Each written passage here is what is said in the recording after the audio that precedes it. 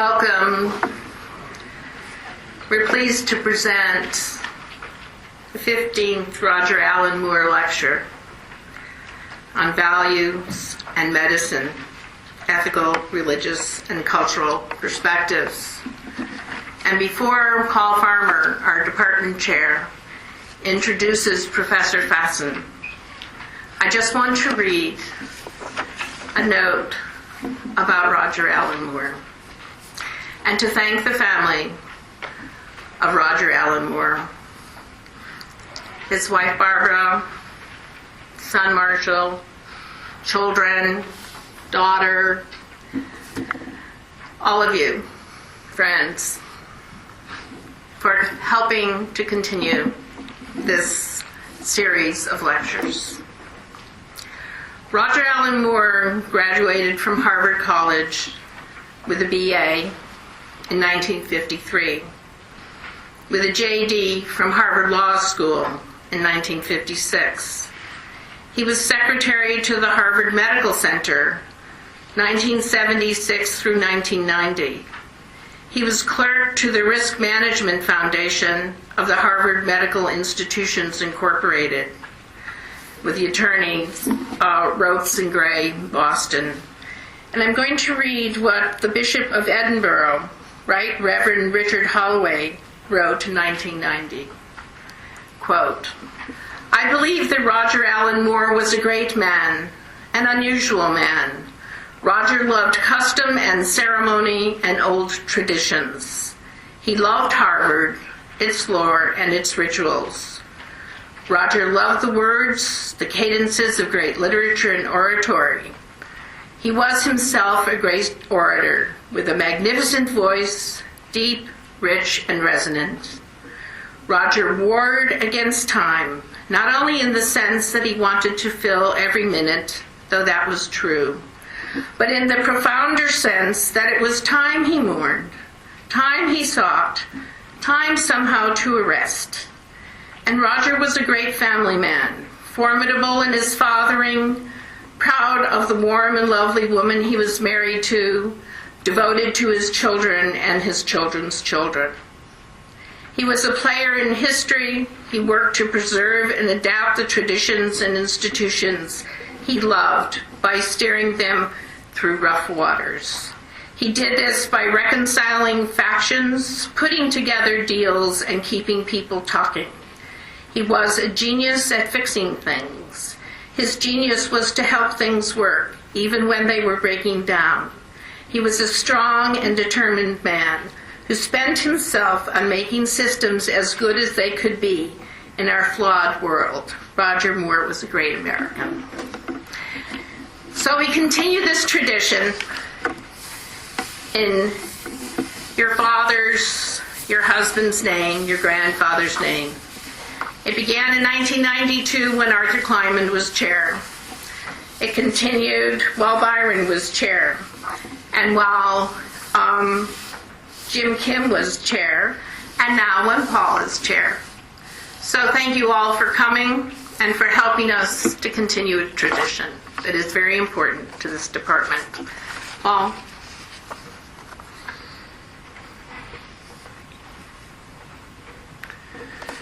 Good evening. Special warm welcome to the Moore family. Welcome back. I think the first Robert Allan Moore lecture was also in this room. Is that? And I was across the street at the Brigham and Women's Hospital. I remember thinking it was a long way to go, several hundred feet, to get out of that hospital to hear Margaret Locke talk about brain death. And I've been lucky enough to attend many of the lectures. And just as Robert Allan Moore was termed in a very bishopric kind of statement as a great American, I get to introduce to you a great Frenchman. I don't find myself saying that very often, Didier. Didier Fassin, who will speak today, who brings honor to this lecture series and to this university, is a close personal friend of mine, and I've known him for since the mid-90s, when I was lucky enough to be at the École des Hautes Études en Sciences Sociales, where he is now still director of studies. And At that time, there were few enough ties between French medical anthropology, and a little bit more on Didier Fassin's background in a second, and American medical anthropology. And in the years that have passed since, these ties have grown deeper and stronger, in part because of Didier Fassin and a small group of people who insisted that we bring these traditions together and learn from what in the early 20th century would have been called the Anglo-Saxon tradition of anthropology, which was quite different from French tradition of sociology and anthropology. Didier Fassin is both a physician and an anthropologist, also a sociologist. He's an internist, like as several of us are, and early in his years as a physician, began studying the social sciences he deemed relevant to medicine, and began writing about suffering, much in the tradition or in the line of thinking that Arthur Kleinman and Byron and Mary Jo were advancing here. So this was occurring on the two continents at pretty much the same time. Didier began writing broadly about illness and as social suffering, doing his field work largely in Africa, in Senegal and in South Africa, but also in Latin America. He's one of those few physician anthropologists who actually has deep fieldwork experience in two different continents. And that richness of fieldwork experience and clinical practice allowed him to build an unprecedented kind of anthropology of health and illness in France, and to share that widely, globally, with the community that extended to Canada, other parts of Europe, and this field site, South Africa, being one of them, where there is a tradition of medical anthropology also in Latin America. He's certainly one of the most widely read medical anthropologists that we can claim, and is now teaching at Princeton, where he is the Wolfenson professor. I must say, reading his early works, I would not have imagined you, Didier, as bearing as your professorship title that someone who was president of the World Bank, but I like the irony in that. He's here today to give us a talk on resentment and ressentiment. Didier, welcome back.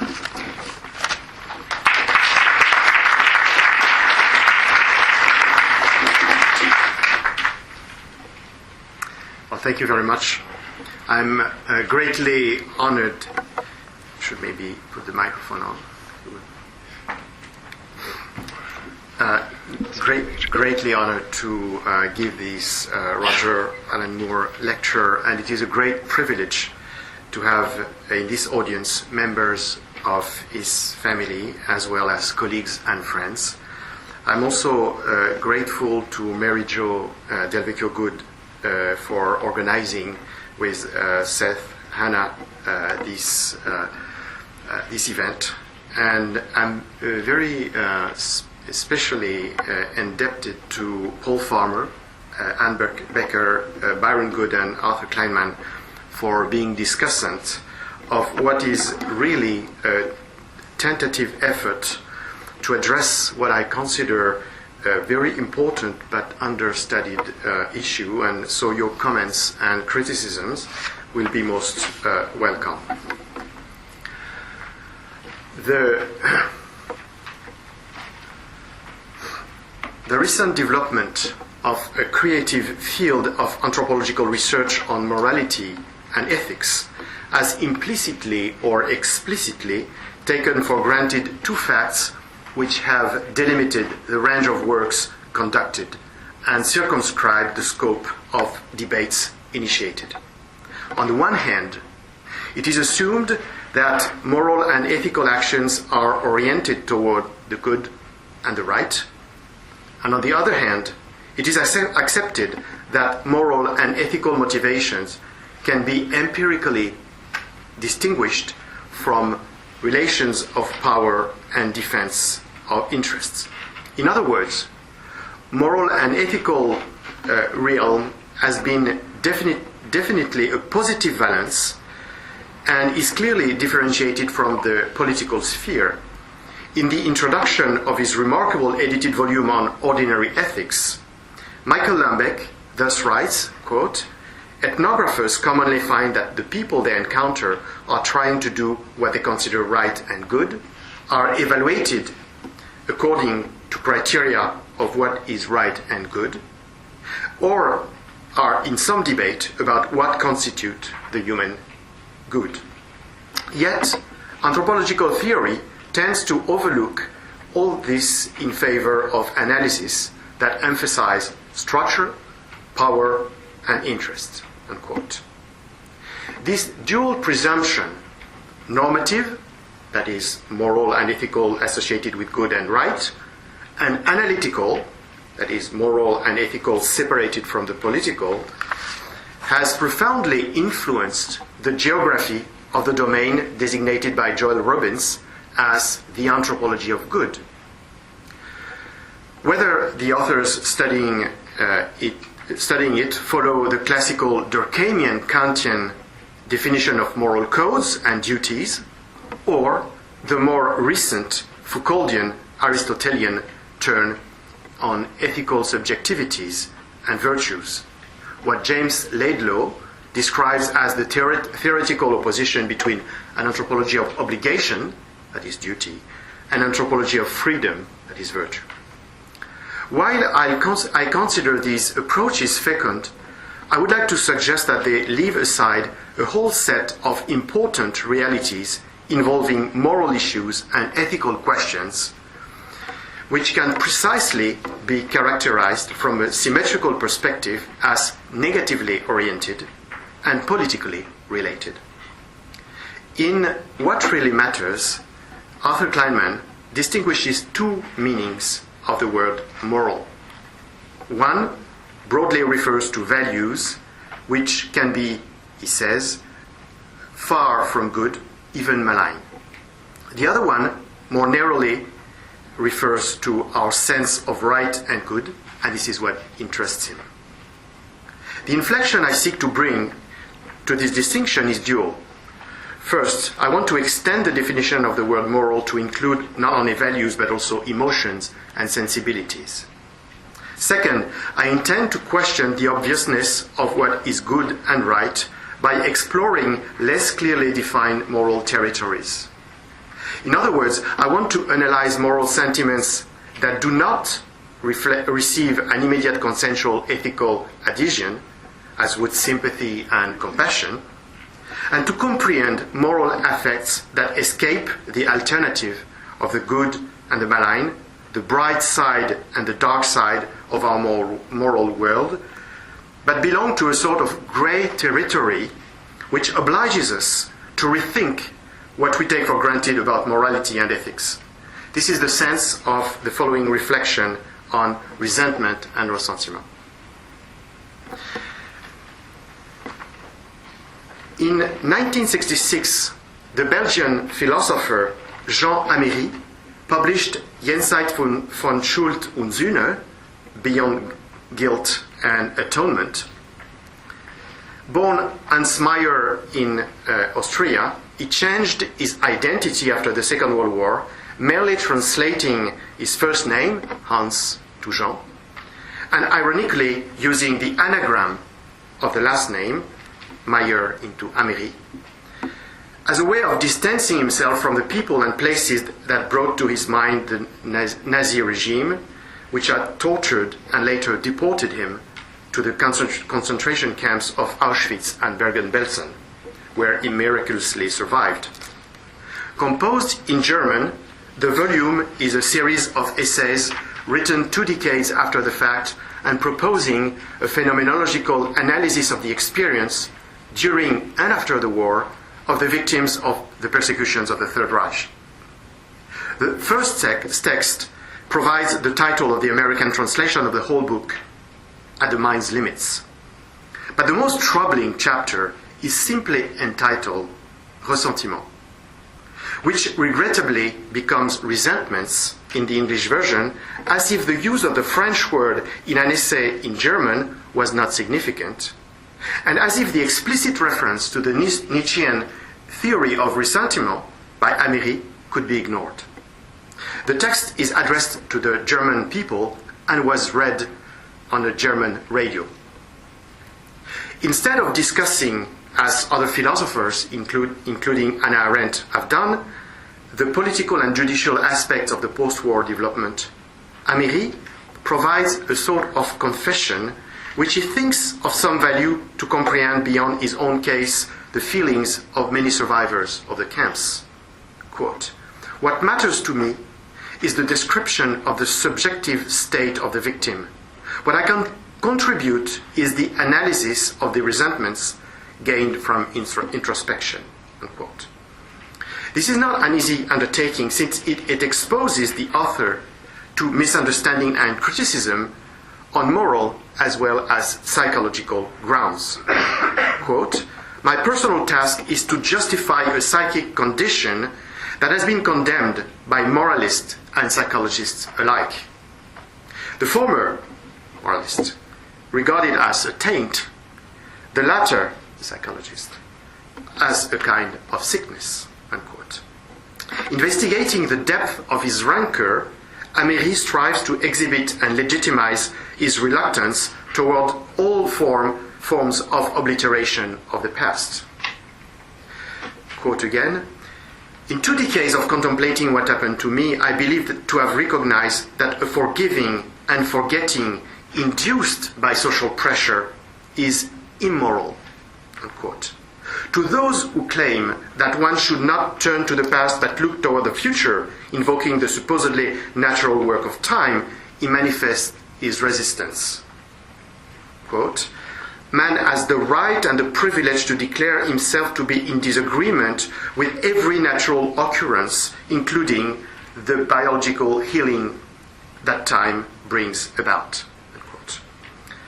Time should thus never become an excuse. Yet, this refusal of oblivion and this attitude of defiance have nothing to do with a desire for vengeance or the pleasure of punishing, as some would assume. Not to forget and not to forgive does not imply that one is nourishing the base urge to inflict suffering on those from whom one has suffered. Remembrance and rancor have, in Améry's view, the moral function of keeping alive for the perpetrators the meaning of what they've done. And, quote, "My resentments are there in order that the crime become a moral reality for the criminal, in order that he be swept into the truth of his atrocity." Unquote.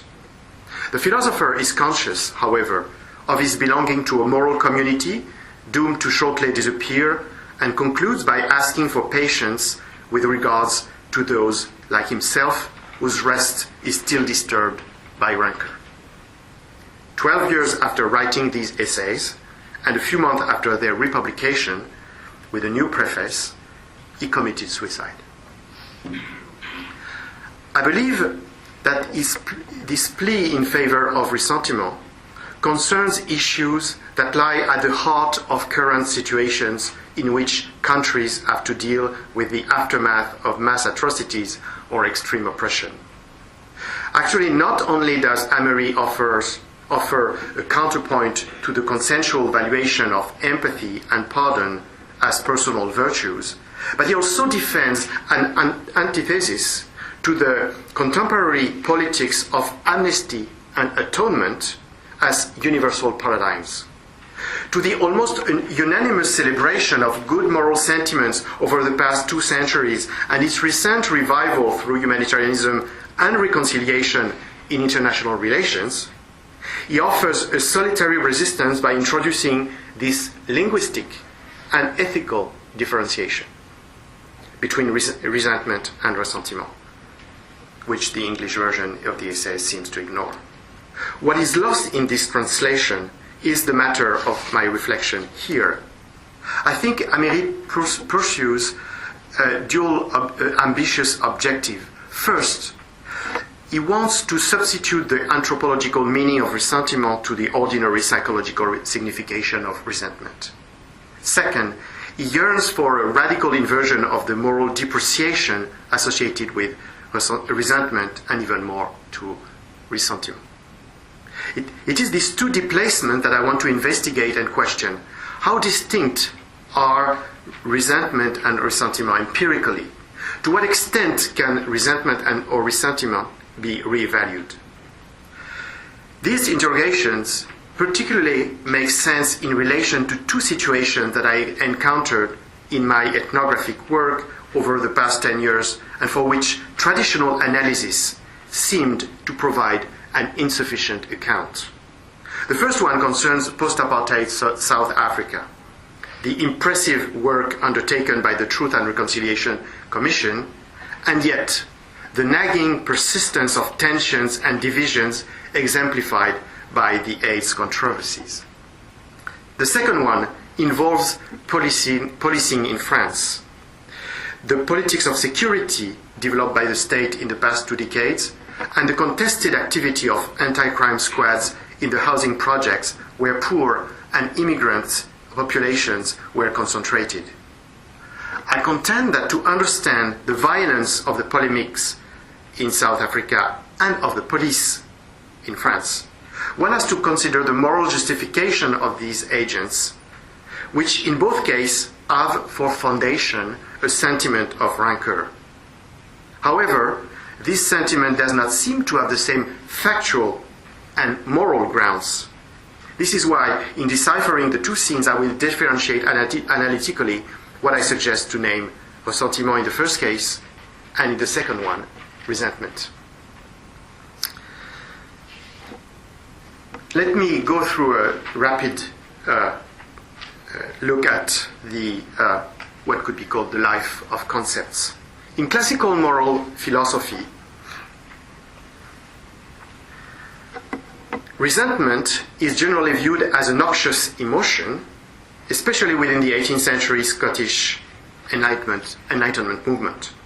Most notably, in his theory of moral sentiments, Adam Smith describes resentment as an unsocial passion, which he opposes to sympathy as a social passion. A contrast he illustrates through a literary reference. We detest Iago as much as we esteem Othello. Indeed, he concedes that resentment is a necessary part of human nature and admits that, quote, a person becomes contemptible who tamely sits still and submits to insults without attempting either to repel or to revenge them.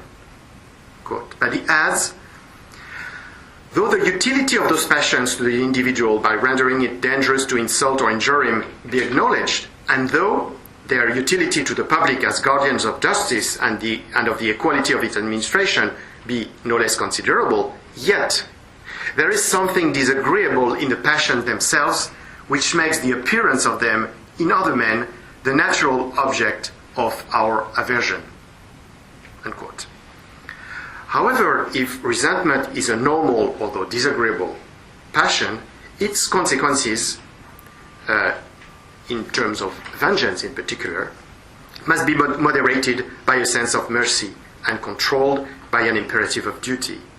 Actually, the measure of the righteousness of the punishment is given by what any so-called impartial person would consider to be fair.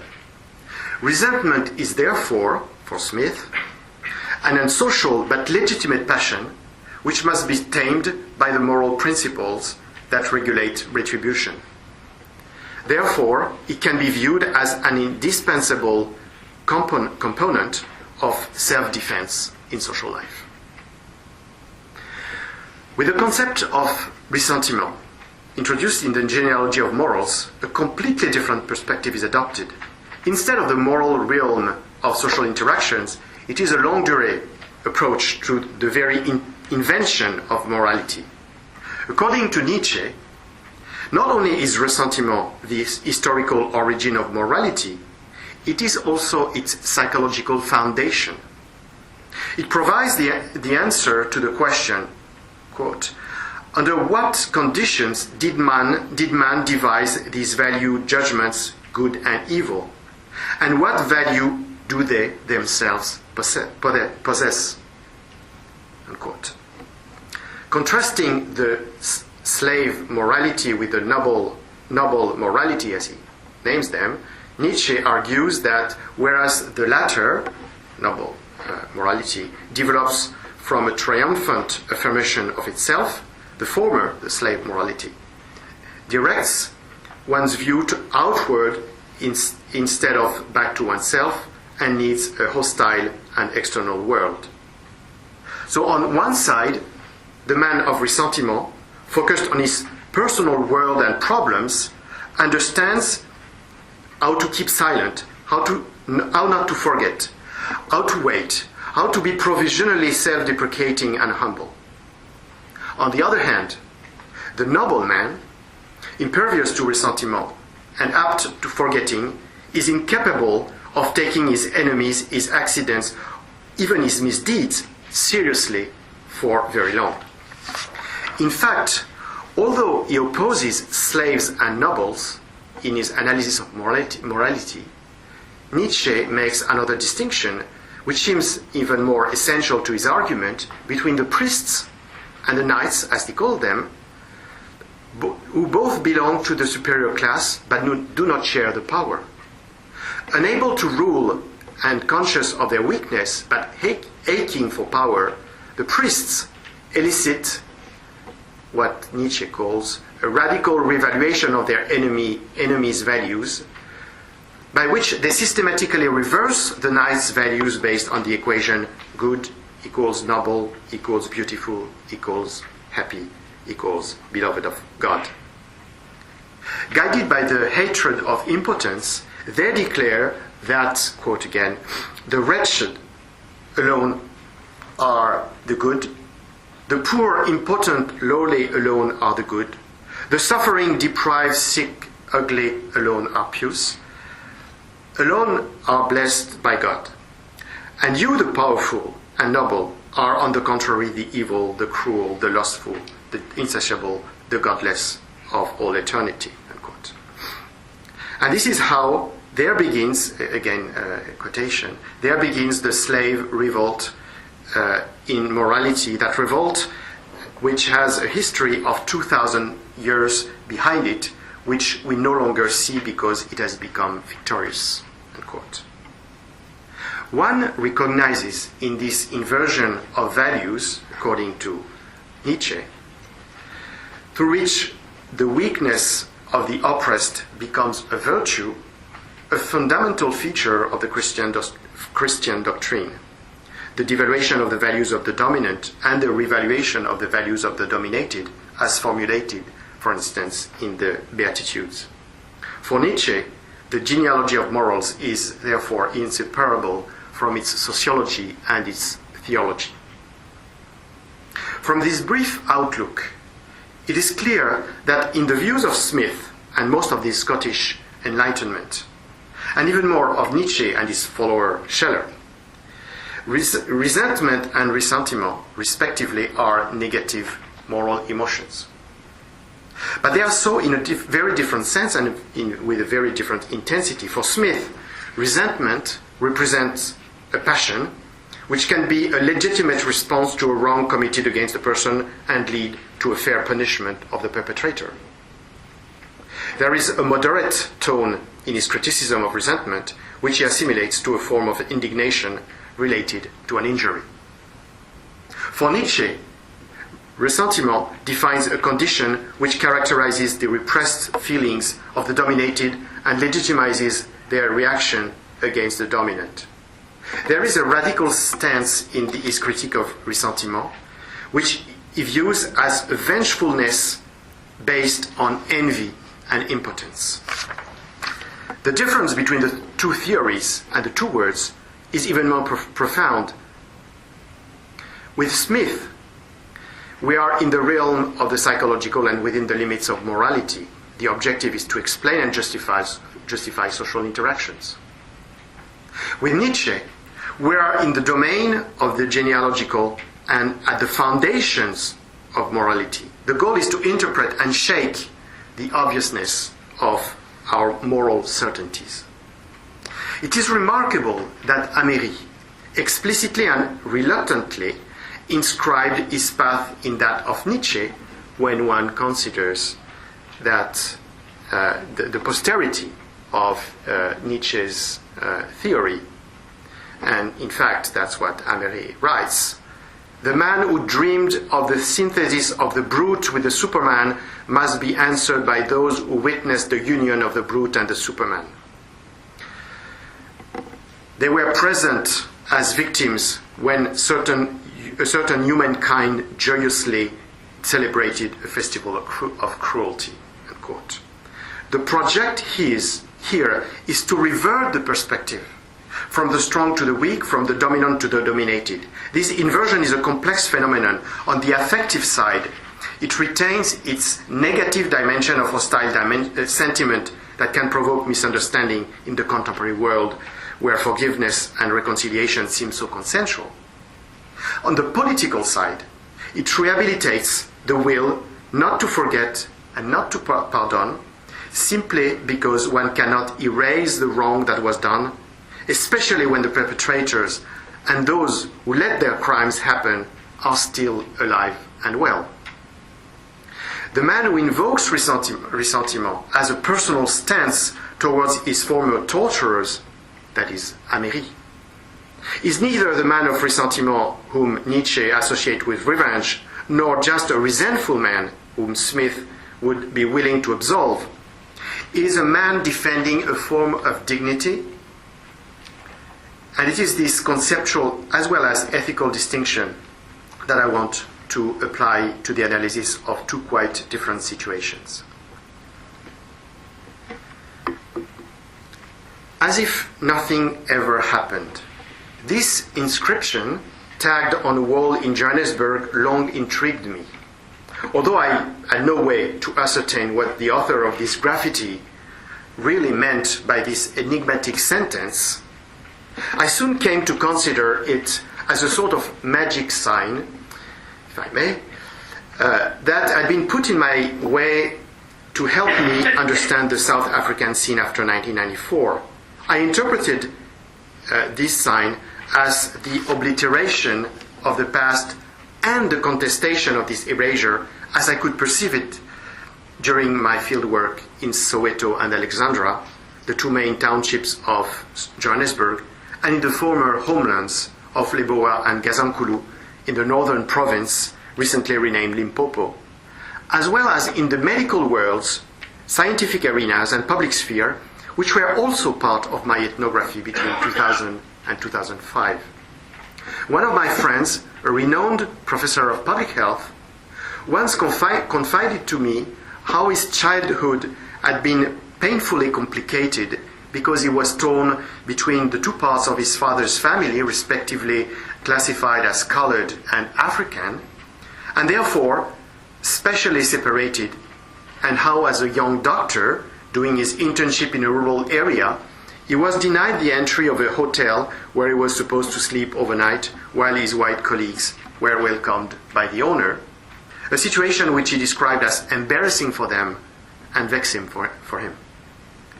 Even in the Johannesburg hospital, where he later worked as a resident, he explained to me, the white staff would ignore him. Then came the first democratic elections, which sounded the death knell for the apartheid regime and the beginning of the politics of reconciliation. The attitudes of his colleagues towards him changed from one day to the next. They would now greet me and shake hands, he commented. They would talk to me and laugh with me, as if nothing ever happened. A common narrative to account for that period of dramatic transformation goes as follows.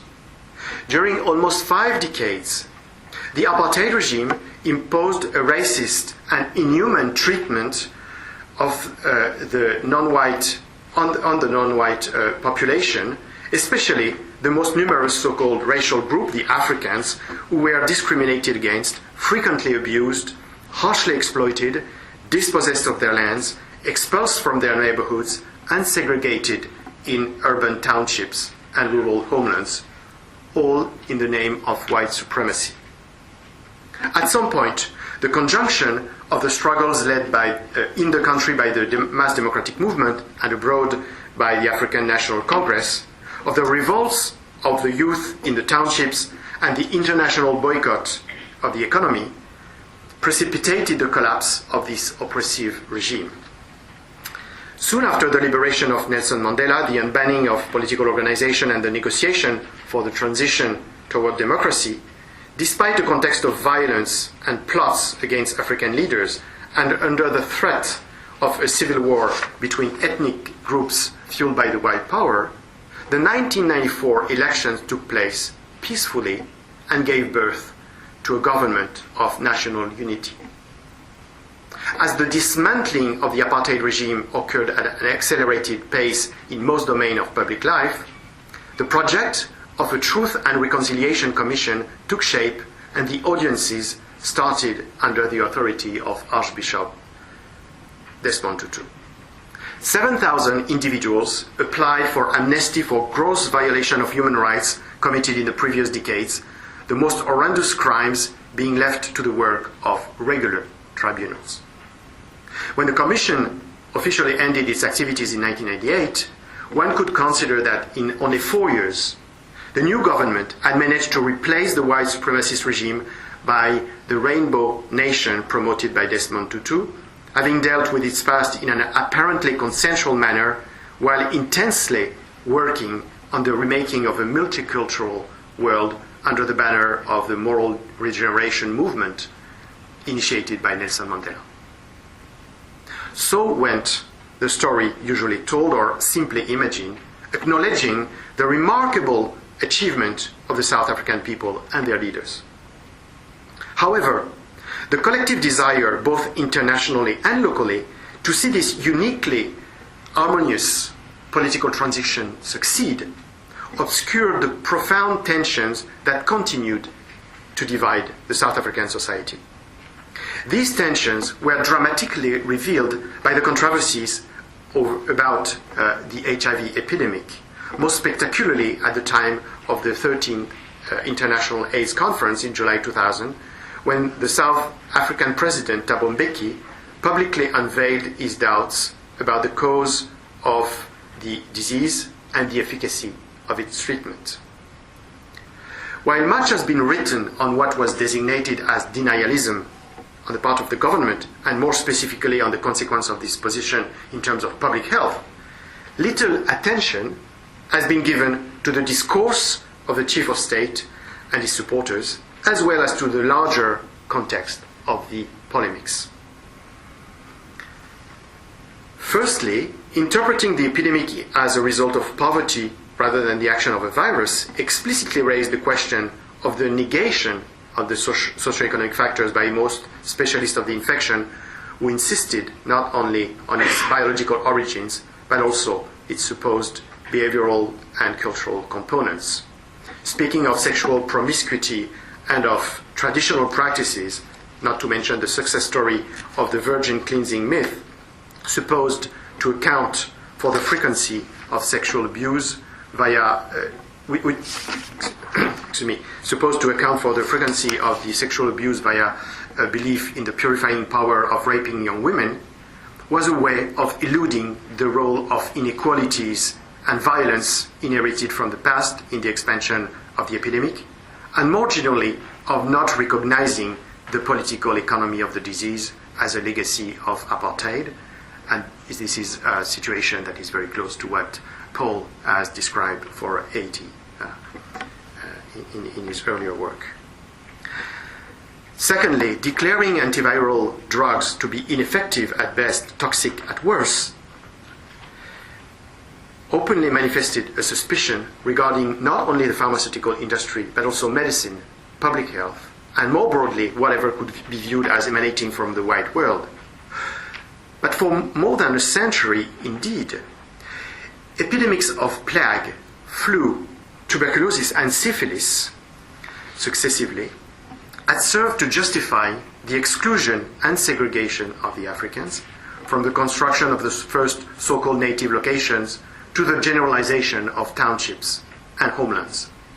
More recently, the discovery of a program of chemical and biological warfare developed in the last years of the apartheid as a deadly weapon against African leaders and population including the dissemination of lethal microbes, had finally cast doubts on the assumed benevolence of scientists and physicians.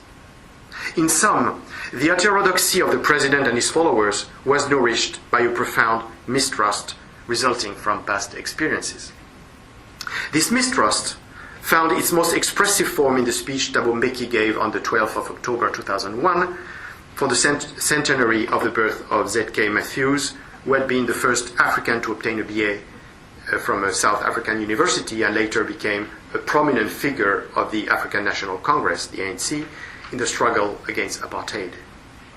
Evoking the stigmatizing representation of the Africans transmitted by the educational system during the past century and referring to their recent echoes in the comments publicly made about AIDS, the president denounced those who affirm that Africans, I quote, are natural-born, promiscuous carriers of germs and human beings that cannot subject its passion to reason, predicting that our continent is doomed to an inevitable mortal end because of our unconquerable devotion to the sin of lust.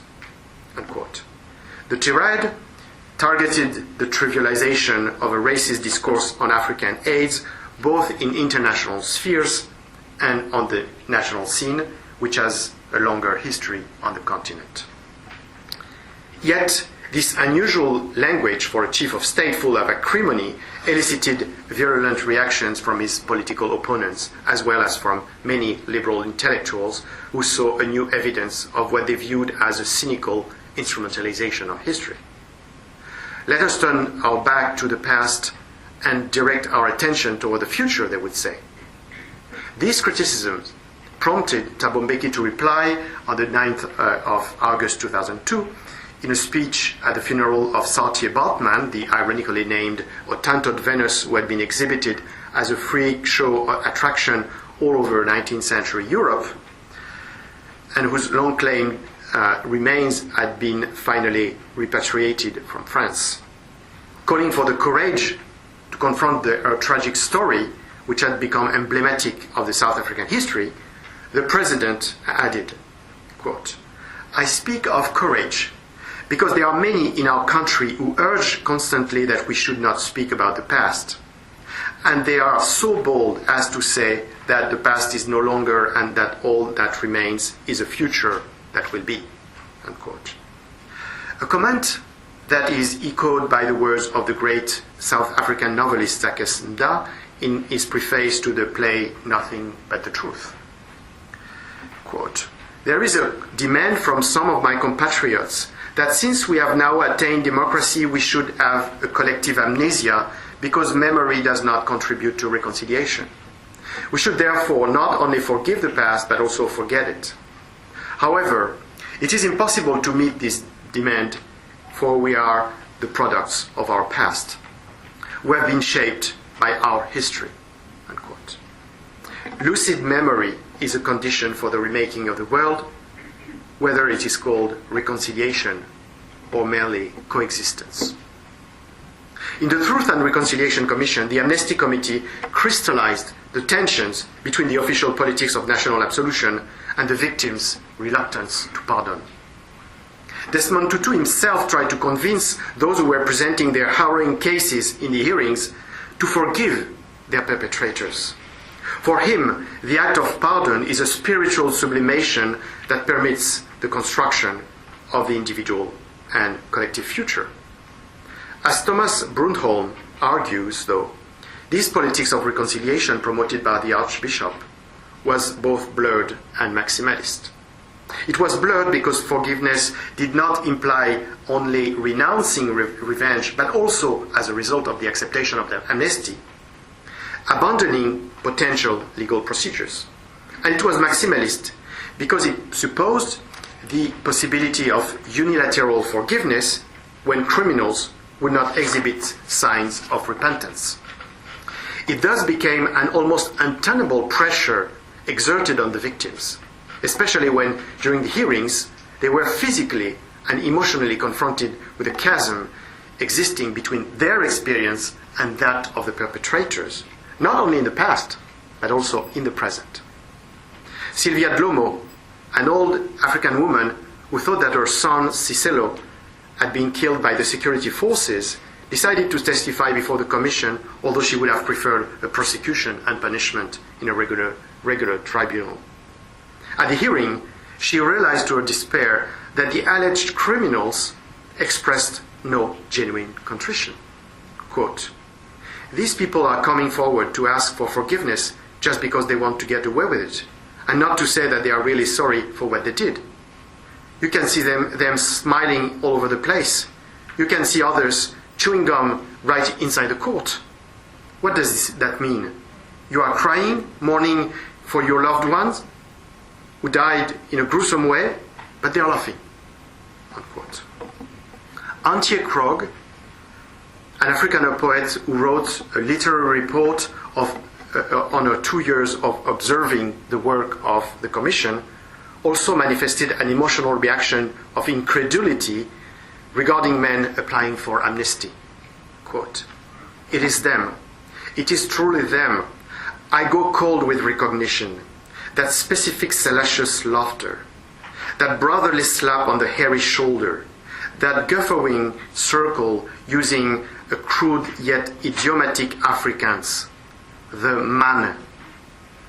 We all know they were the doers. Their task was not to make speeches or shuffle papers. Their task was to murder. I find myself overcome with anger." Unquote. Between these two women, one who has lived through not only the killing of her son, but the decades of oppression, the other who has been a lucid critique of the racist social group she belonged to, the effects are different in front of the casual and provocative attitudes of the alleged criminal. On the one hand, Sylvia Dlomo experiences ressentiment. She does not want to forgive, but does not look for revenge either. She is in search of the truth about the circumstances and reasons for the death of her son and aspires to a just retribution of the criminals, while the Commission is actually trying to provide a reasonable agreement between the parties in the perspective of an amnesty which would settle the case. On the other hand, Antje Krog feels anger against those men whose vulgarity and ruthlessness she recognizes too well and profoundly rejects. They may belong to the same ethnic group, yet they do not share the same moral world.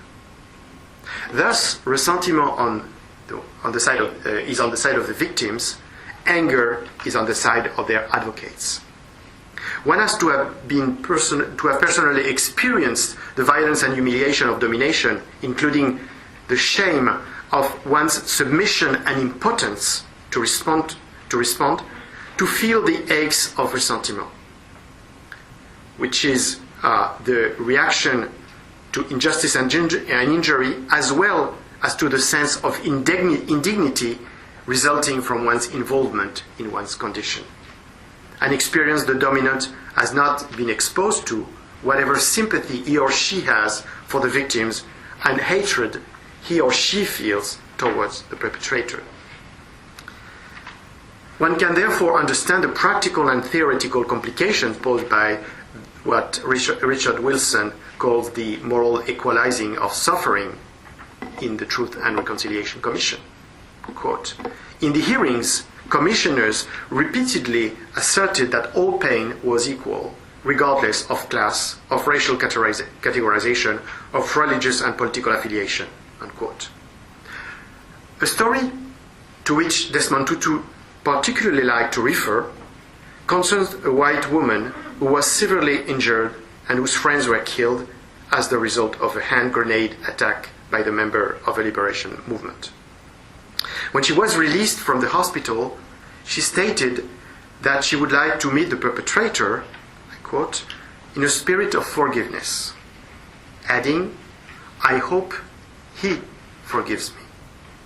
For the Archbishop, her magnanimity illustrated the power of human goodness, and her suffering showed that everyone endured the regime in the same way and their consequences. However, he did not realize how different these ordeals might have been, depending on whether they were inscribed in the history of the victor or the history of the vanquished, in Reinhard Koselleck's words. This white woman could have felt anger or even resentment toward the criminal, which she did not, in fact. But she could not have experienced ressentiment since she had not been exposed all her life to the violence of inferiorization and stigmatization. Her tragic fate brought her a terrible physical and psychological injury, yet it had little in common with the moral injury of being abused without any possibility to respond and even under the obligation to submit. In parallel to this story, one could think of that of a young African woman who was brutalized and gang raped by security forces. She testified before the commission, but had no intention to have her attackers being granted amnesty if they were to be found. Quote, "One of my rapists had said that they were going to humiliate me until I hated myself. You won't even look into a white man's face again," he said. I realized how true he was. Unquote. This experience makes sense for her in the larger context of her life in the township under the apartheid and its continuation in the present through the impunity of the culprits and the lack of reparation. It is what Antje Krogh, this poet, had in mind when she dedicated her book to, quote, "every victim who had an Afrikaner surname on her lips." Resentment is thus more than an emotion. It is an anthropological condition related to a historical situation of victim. A description that does not suit the ordinary experience of resentment, as we will see now. It's always the fault of the police.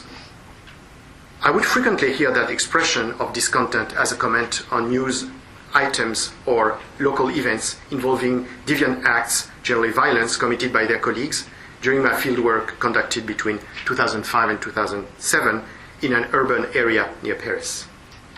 This grievance towards the public had two implications. First, that the police were constantly suspected, and second, that they were never guilty. Factually, these two assertions could be seen as correct. In effect, although the excessive use of force was ordinary, particularly in the poor neighborhoods and housing projects, these acts had very little consequence. Only a small proportion of the deviant acts of the police led to complaints from citizens, since those most frequently abused knew that their word would carry little weight against that of the officers in tribunal. And barely 1 out of 10 complaints lodged, that is a small part, gave rise to an administrative or judicial sanction, which consequently remained exceptional and moreover appeared to be seldom enforced. Thus, viewed from the perspective of the institution in charge of assessing and possibly punishing abuses, the police were almost never guilty. Whereas regarded from the side of the inhabitants, this impunity prompted a confused sentiment of suspicion. In November 2005, 2 adolescents died in an electric transformer where they had hidden to escape the anti-crime squad that was chasing them. The immediate response of the Minister of the Interior, Nicolas Sarkozy, was to accuse the youth of having committed a robbery and to exonerate the police from any responsibility. The prosecution did not open an inquiry. However, it later appeared that the 2 boys had nothing to be blamed for and that the officers were conscious of the deadly risk incurred but did not try to intervene. Still, the judge dismissed the case. A young police officer I was accompanying in his night patrols a few weeks after these tragic events that provoked, as you may remember, the most spectacular riots of the past 20 years in France, told me his impression. I don't think the police was even chasing them. Actually, these kids might have simply been playing hide and seek among them. But once more, everybody attacked our colleagues. It is always the fault of the police. This vision of the public as hostile, which nourishes a profound resentment among law enforcement, is certainly not new. In its pioneering study of the police in a Midwestern city in the United States, presented as his dissertation in 1950, the sociologist William Wesley highlights the performative function of this imaginary. In effect, it is characterized, I quote him, first by an adverse definition of the police on the part of the public and a consequent hostility toward the police. And second, the fact that the policeman's occupation selects interactional situations in which this hostility is intensified. The construction of this image thus contributes to the production of reality. The police are all the more aggressive since they view their public as hostile, and through their aggressiveness render the public hostile. But this representation has also a social and not only performative function. According to this sociologist, since they see the public as hostile, I quote him, since they see the public as hostile to the police and feel that their work tends to aggravate this hostility, they separate themselves from the public, develop strong in-group attitudes, and control one another's conduct, making it conform to the interests of the group, unquote. Indeed, this cohesion does not only rely on positive images, such as maintaining security, promoting peace in society, but also on negative ones, such as the hostility of the public, which allows them to build a world apart, immunized of attacks from the outside, and preserved from insiders' possible betrayals. This representation of the public as hostile has thus a long history in the building of the professional culture of the police. Yet 4 elements compel us to reconsider this apparent logic in the case of contemporary France.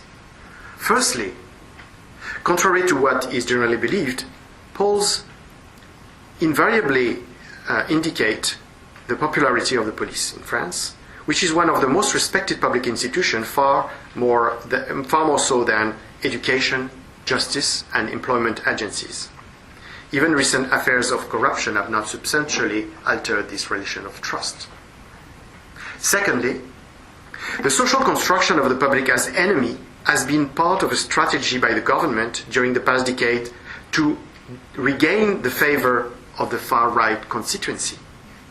More specifically, the population of the housing projects, mostly comprised of working-class immigrants and minorities, has been targeted, as well as undocumented aliens and Roma people, with a bellicose language being used against them by the president and his successive ministers of the interior, allegedly in the name of the war on crime.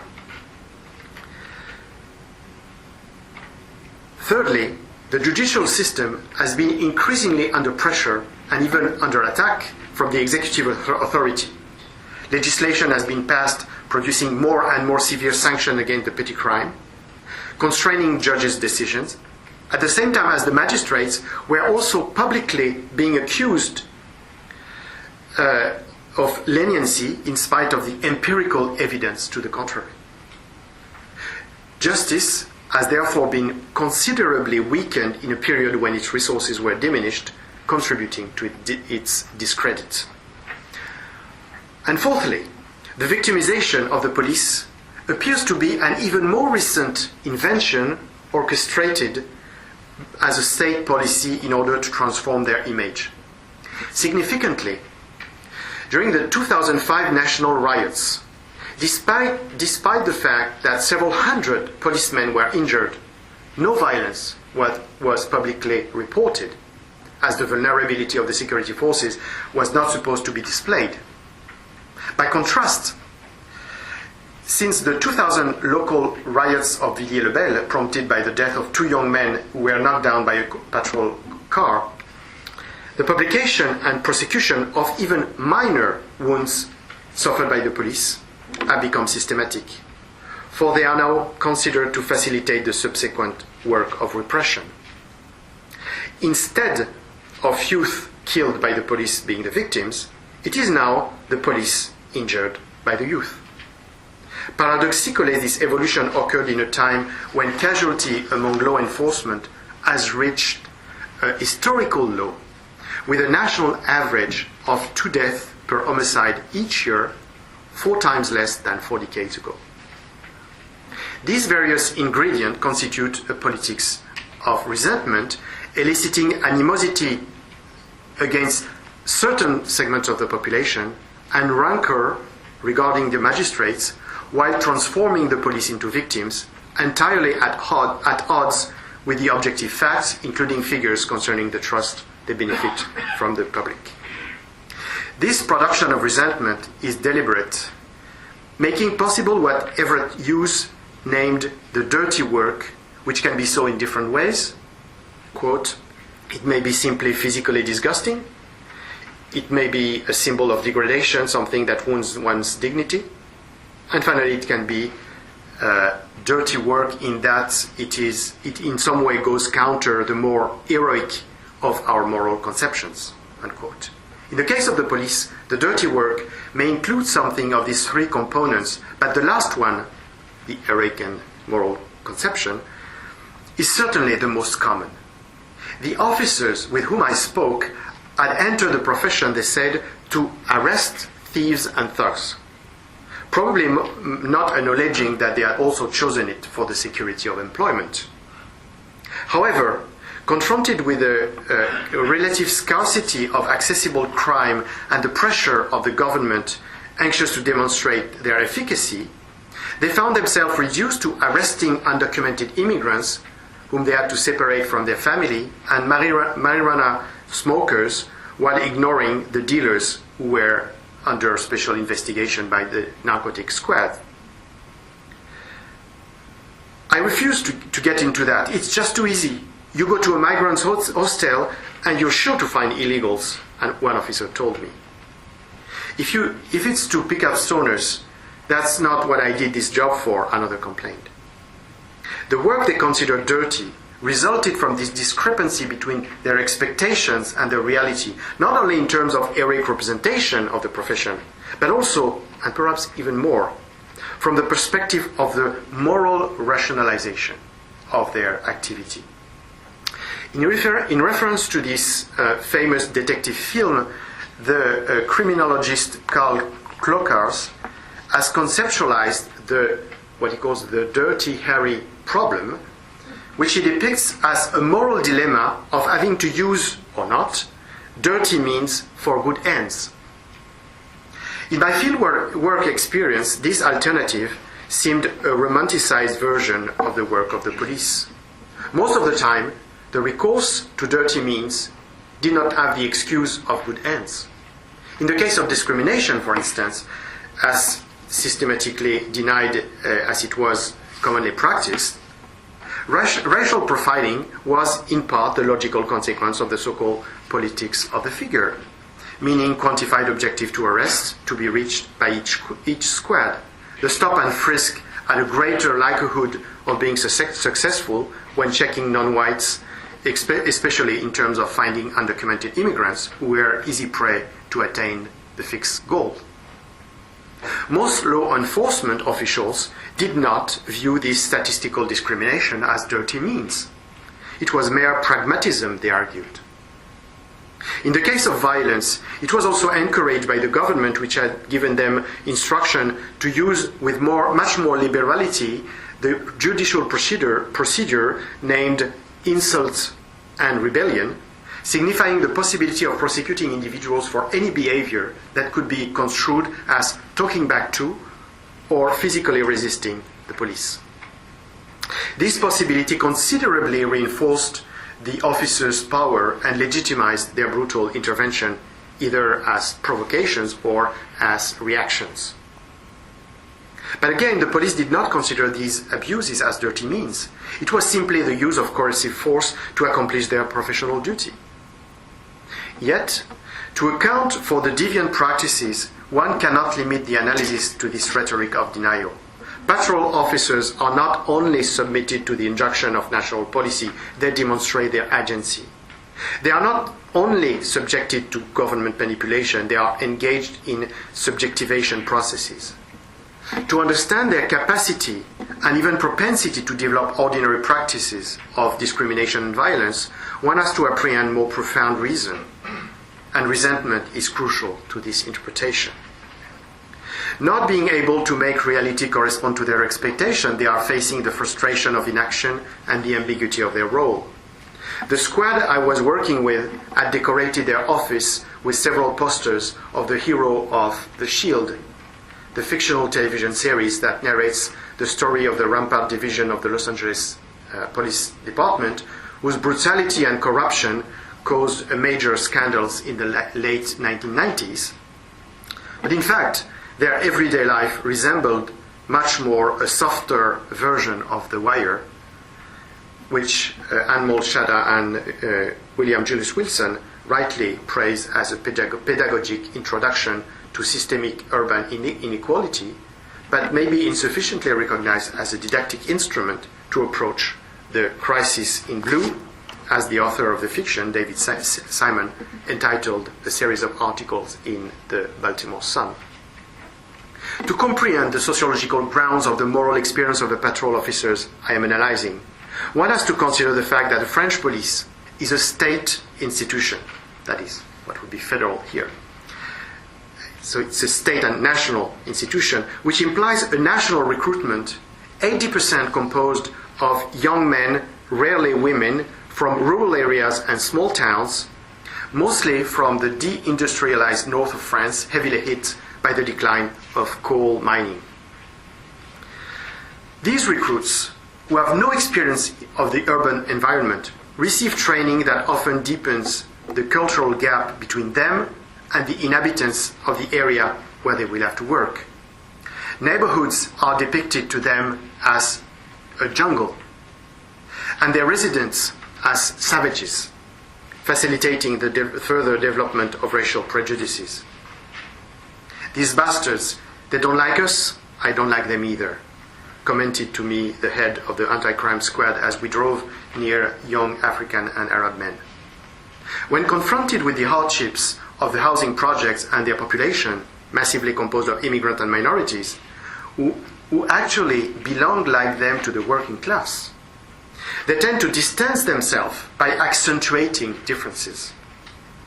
Their resentment can thus be regarded as related to what Pierre Bourdieu designates as a positional suffering. That is, the misery emanating from the social location occupied and the frustrations it elicits. It is displaced in that case from the state, which puts the police in the degrading situation of having to deal with this stigmatized population, to their public. A shift all the easier to make as the representation of the public as hostile is part of their identity building, as we've seen. But resentment of the police is exacerbated by the depressing sentiment they have that, as they say, they work for nothing, since the judges released the suspects they arrest. Actually, the most lucid among them recognize that frequently the cases they present to the magistrates are not convincing for lack of proof. But the majority fails to accept this self-criticism and holds the judges responsible for their supposed leniency, a perception not corroborated by empirical data, as we've seen. Acrimony against the judicial system, which is a federating effect among officers, serves to justify what one can call, paraphrasing Michael Lipsky, street-level justice. Since the judges don't do their job, let's do it in their stead, implicitly argue the police. This informal substitution takes three forms: immediate punishment, delegated retribution, and punitive expedition. Immediate punishment corresponds to the brutality and humiliation exerted on a suspect, either in his neighborhood, in front of his friends, neighbors, and relatives, or back at the police station, where he is the most vulnerable. It can be inflicted as a supplement to what he will later get in the court, but it can be carried out when the police know that they will not be able to bring evidence of the culpability and are nevertheless persuaded that the individual is guilty, or even if he is not, has been in the past and did not receive adequate sanctions. Delegated retribution consists in randomly sanctioning the member of a group, knowing that he may have no personal implication in the act committed, but considering him as a suspect by proxy. This happens in particular when youth throw stones from a distance, often in the dark and sometimes hidden, and the police accuse the one whom they have been able to stop with simply the less fast or the less lucky. Punitive expeditions are conducted when the police are chasing someone whom they think is a culprit and who has escaped them, generally in a context of verbal provocation or violent interactions.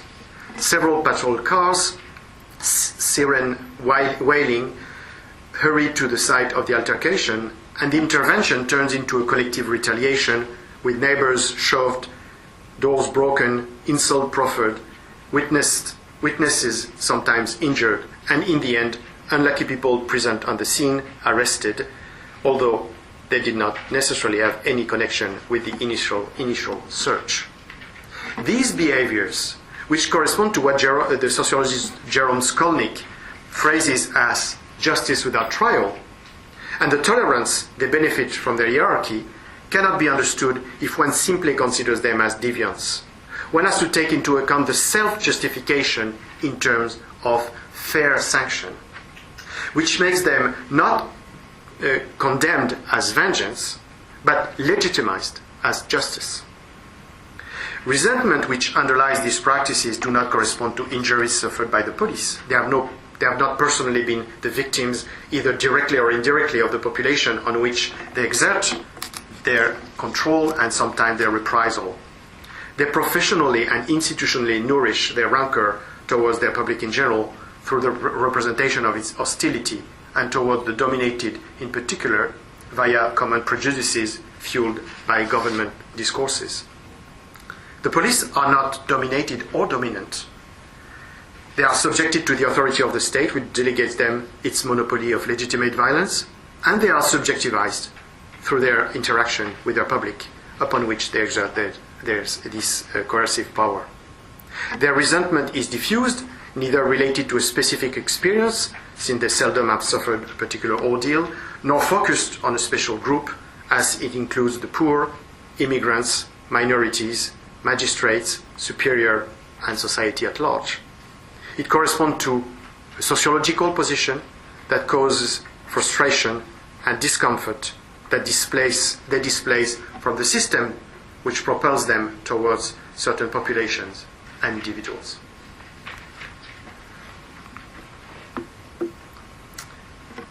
To conclude, let me go back to Jean Améry writing, "I must encapsulate my resentments." In fact, he says my resentment. "I can still believe in their moral value and their historical validity."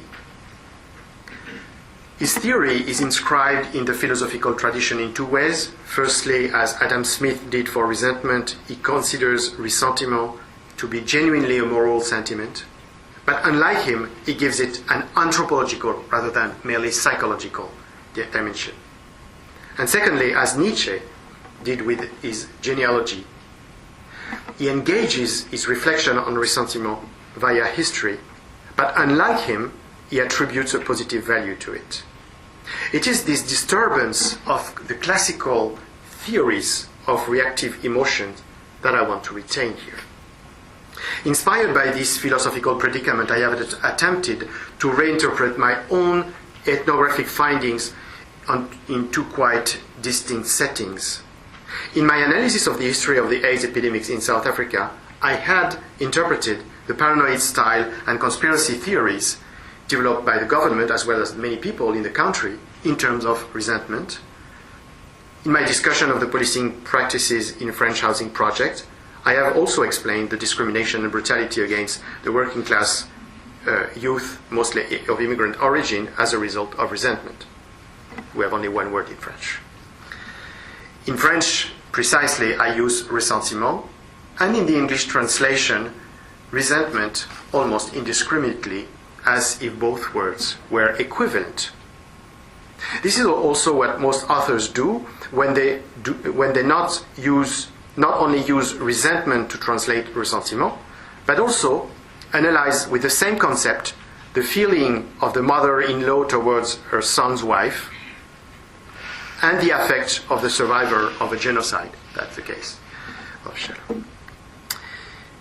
Yet, Although it seems reasonable to envisage that the psychological responses to perceived wrongs were comparable, a profound difference remained, which I could intuitively apprehend without clearly characterizing it. This lecture has given me the occasion to make an attempt to clarify this initial intuition. In fact, my intention here is dual. There is a heuristic payoff, I contend, first in considering the centrality of resentment and ressentiment in our moral worlds, and second in distinguishing the two words, or better said, the two concepts. On the one hand, I argue that resentment and ressentiment are essential for our understanding of the production and circulation of values and affects, what I suggest to designate as moral economies. They represent the hidden face or dark side of morality, when compassion and sympathy are viewed as its visible face and bright side. Philosophers, as well as more recently anthropologists, have been much more comfortable discussing and even often promoting empathy and forgiveness than rancor and revenge. Humanitarianism in international policies and reconciliation in national context have been more often studied and frequently defended than vindictiveness and suspicion, which are yet present both internationally and nationally. We definitely need to take into account also resentment and ressentiment to apprehend our world and understand people's justification of their conducts and acts. They are moral sentiments, not in the sense that they would be oriented toward the good, as the word moral let us think, but in the sense that they carry values and express emotion. What interests me, though, is not their personal dimension, but the social logics in which they are inscribed. On the other hand, I maintain that resentment and ressentiment should be distinguished for analytical purposes, not on the usual moral grounds opposing the possible justification of the former, resentment, and the irremediable baseness of the latter, ressentiment. Rather from what I propose to define as a critical perspective. If the two affects have psychological affinities that have justified the indifference of most authors to their difference, it may be heuristic to insist, on the contrary, on what makes them radically different, at least from an ideal type perspective. Ressentiment is a moral reaction to historical facts which generate an anthropological condition. Victims of genocide, apartheid, or persecutions experience this condition. It implies not primarily revenge but recognition. It signifies the impossibility to forget and the senselessness to forgive. By contrast, resentment is a moral reaction to a relational situation which results from a sociological position. Police officers, far-right constituents, long-term unemployed workers find themselves in such a position. It involves diffuse animosity and tends toward vindictiveness. It shifts its object of discontent from specific actors towards society at large and vulnerable group in particular via imaginary projections. History is what defines ressentiment. Something did happen which had tragic consequences. Ideology is what constitutes resentment. The reality is blurred, leading to misplaced rancor. Of course, I am aware of the shortcoming of the framework I propose. Every typology has its analytical limits. All discourses on morality have their moral implications. On the first point, analytical, I do not disregard the possible empirical overlap between the two concepts, resentment and ressentiment, when historical experience and relational frustration are associated. For instance, when racial discrimination is combined with social grievances. But I believe there is always a benefit of intelligibility in drawing conceptual lines, even if it is to eventually leave the last word to ethnography. On the second point, moral, I do not discard the potential normative consequences of the distinction I make, which tend to rehabilitate ressentiment while devaluing resentment. Yet, rather than proposing a new moral hierarchy, my intention is to reintroduce a political and ethical questioning on issues generally approached from an individual and psychological perspective. Studying these affects and the values underlying them, I seek to enlarge the scope of moral anthropology. Beyond good and evil, the exploration of resentment and ressentiment is an inquiry into what Primo Levi called gray zones, the gray zones of our moral world. Thank you.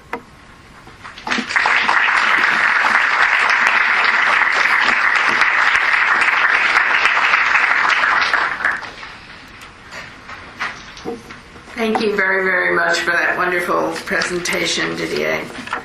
We are going to have brief comments from our chairs. And we'll begin with Paul Farmer, anthropologist and physician, Professor Paul Farmer, co-founder of Partners in Health. Ann Becker, anthropologist and psychiatrist. I guess that counts as physician, right, Ann? Byron Good, Vice Chair. Ann, come. Byron Good, anthropologist with a Bachelor's of Divinity, but not a theologian. And Arthur Kleiman, anthropologist, psychiatrist, China specialist, and the oldest of the chairs from the chairs in the room. So we begin with the youngest chair, but the vice chair might be younger than you. I don't know which one of you is younger. And I think it would be best if, when you speak, you possibly stand up here, because then everybody in the room will be able to see you. Paul, please begin. Brief, to the point. Well, that hurts, Mary Jo, since I have neither ever. That way. Well, I just want to say, Didier, what a pleasure it is to hear you. When you use the term heuristic payoff, I think we just got one. And that is because it remains a difficult project to have an interpretive anthropology that is fully accountable to history, difficult history, and to political economy, to disparities. And especially difficult, I believe, when, and there are people in this room who have made careers out of trying to do this, but especially deep when one seeks the kind of psychological depth that you revealed in these analyses. They are not, these analyses, which became one analysis, they are not possible by relying on the ethnographically visible alone, or by reading history, even memoirs, and you have brought several fields together, from philosophy to history, political economy, healthcare, public health, but also always with that ethnographic accountability that comes from field work. So thank you for that alone. This lecture draws on a number of Roger Allan Moore lectures, I believe. Margaret Locke's, the first one that I mentioned earlier, and Leon Eisenberg's rather sharp critiques sometime of bioethics, Arthur, as well. And I think we've come a long way because of the kind of work that you describe, which is based on field work, whether in Limpopo or in a police squad car in urban France. And this gray area between resentment and ressentiment, which you laid out using the work of Jean Amery, which I'm sure many of us will want to read, if not in the German, at least in the English or perhaps French. That's the intimidating thing about Didier Fassin. No problem for him to read in all of them. I'd like to use to just refer to a couple of your examples, and also to mention another one that I think could benefit from your attention.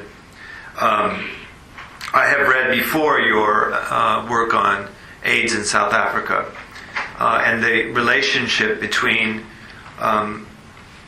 Resentment and Ressentiment, and exploring, or re-exploring in your case, the claims of causality that were made at the meetings in Durban in 2000. I think that until today we've usually gotten short shrift on the deeper sentiments underlying the paranoid and rejectionist claims made in that forum and in others. I was never satisfied by the refusal to explore the claims of causality that poverty caused AIDS. I think that the people present who were so dismissive of such claims, whether made by someone in a position of power like Mbeki, or patients and people living in townships, rural areas, those people included colleagues in medicine and public health who were saying that this was absurd and really a manifestation merely of paranoia or rejection of science. Their own claims of causality, of course, are what you just explored. That is, the ones that were mentioned by Mbeki back then, claims that insatiable lust or promiscuity were the cause of such high prevalence of HIV in South Africa, ignoring, of course, the massive disruption in social networks that came with the industries, including the mining industry, that today make this most affluent of sub-Saharan African countries the epicenter of what is probably, and I'm looking at my colleague Salman Khashoggi, probably the world's largest epidemic of, certainly of drug-resistant tuberculosis related to HIV. And again, you have re-socialized our understanding of that epidemic in your work already published, but again, I just want to thank you for the depth of your psychological analysis offered here today. I will speak less about, because I know I'm asked to be concise, but to go from that example to a squad car in France is typical Didier Fassin, but not everyone could do that. First of all, of course, there are complexities that you explore that are not explored in the brisk critique of police brutality, whether in France or here, but rather an understanding of the numbers behind that, the relationship that has to migration, to racism, and to social inequalities, which you have studied now for close to 3 decades. Very few people have been able to do that here in the United States or in Europe, and I'm grateful both for your, if I can abuse the term hermeneutic of generosity, there's a certain hermeneutic of generosity that you extend to your informants, whether people living in poverty or people working as policemen, which I think has its sharp limits because you're seeking to understand, again, the political economy and the broader context in which all of us are forced to conduct our lives. And to swing from the outcroppings of apartheid to the mere pragmatism described by the officers who were your informants, again, is more than a neat trick, but really teaches us a great deal about the difference between resentment and ressentiment, and how these vicious cycles are built up over time because, in large part, of grievances not imagined but real. And one example, which I've mentioned to you before, and I just hope to bring you into the scholarship on what has happened in Rwanda as opposed to what has happened in South Africa. In Rwanda, as you know, when you look at the Truth and Reconciliation Commission in South Africa, you see the judges, the lawyers, the bishops, the police, officialdom.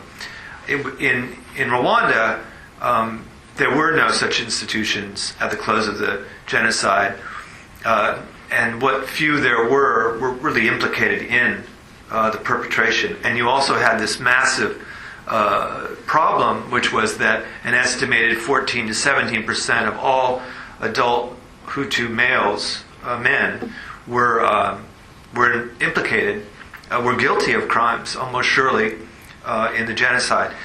And I didn't start working there until 2004, and as a doctor in 2005. And one of the first places that I was drawn to, of course, was the prison system.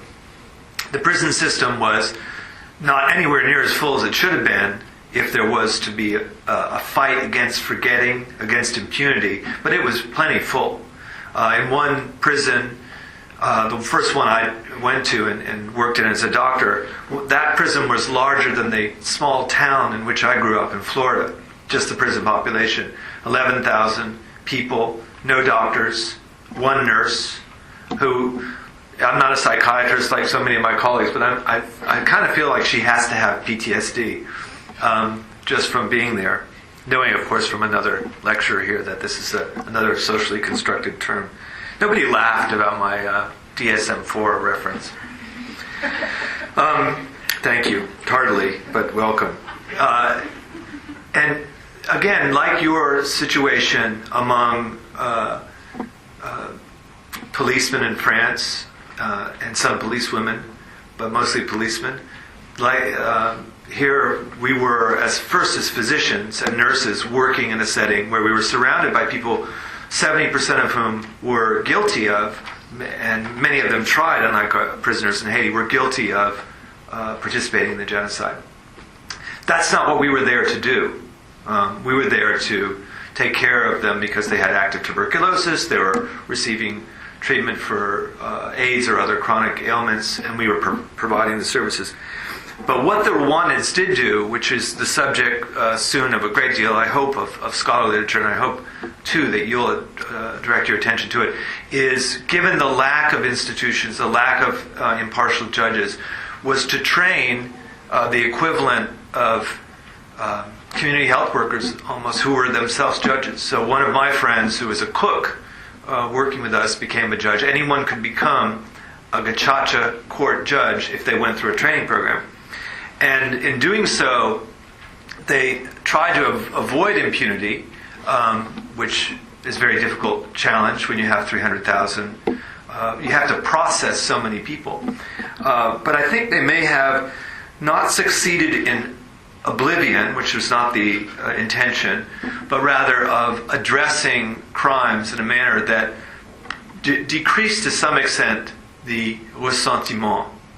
It's certainly, according to Jean Atzfeld, whose 3 books on this topic you may know, did not erase ressentiment or resentment or anything in that gray space that you explore in this wonderful paper. But I think it's worthy of more attention. Finally, I just want to thank you for moving this field forward way beyond either an anthropology of accusation or claims of causality or suffering to this anthropology of gray zones that is of so much interest to many of us, all of us here in this department. And again, an anthropology that can address social problems almost as if when they're occurring. I mean, apartheid only gone as long as the genocide has been over in Rwanda in 1994. Challenges of police brutality today, and as you know, the country with the highest rate of incarceration in the world is this one, your second adopted country. So we need you here as much as they need you there, and we thank you for being here today to give the Roger Allan Moore Lecture.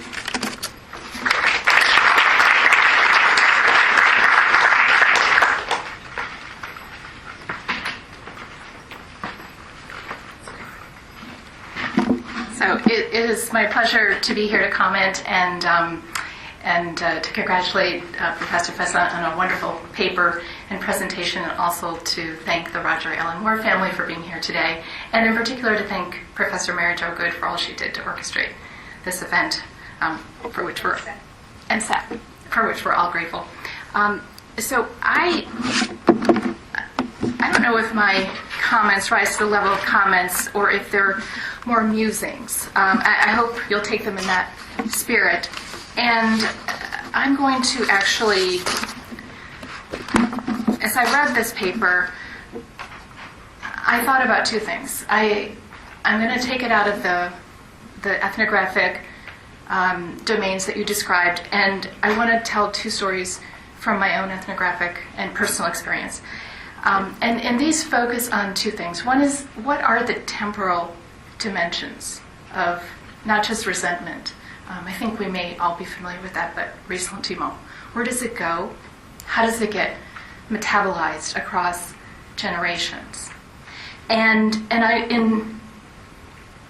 in thinking about the transgenerational impact, what are the collateral damages, or the collateral impacts, if we want to sort of refrain from using a pejorative term, not just for the perpetrators, but for the victims.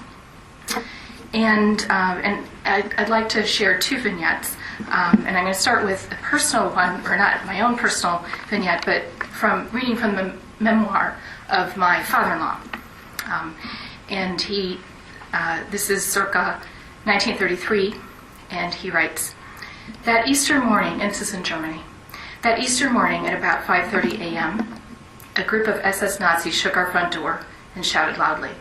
They finally broke down the door and stormed through our apartment and store, as well as the apartments of the families above us, shouting, 'Jews and communists, get out.' It was a cold and misty morning, and my parents and I were forced to stand outside in our nightclothes with our faces to the front wall of the house. Nazi rifles trained on us. We were ordered not to talk or turn around. I was understandably very frightened, especially when my father was taken and forced to carry away furniture, papers, clothing, and other objects that were being tossed out of the windows. They burned some of this as trash and ordered my father and the other men to carry it to the back of the house, where they lit a bonfire. I heard the Nazis yell and scream as they beat my father with billy clubs because he was not running fast enough to move our household belongings and items from the store to be burned. About an hour later, at approximately 6:30, I became aware that neighbors and other townspeople were walking to church and witnessing the entire event in silence. I was able to sneak a look while still facing the wall and saw that they seemed to be ignoring what was happening. This really shocked me, but it was a precursor of what would happen several years later, when people chose to look away and deliberately ignore the insults and atrocities inflicted upon Jewish neighbors who previously had been good friends. In recent years, reference has been made to the good Germans, the people who either looked the other way or claimed to be unaware of the victimization that was taking place. There were also those who sought favor with the Nazis and informed on their neighbors and friends.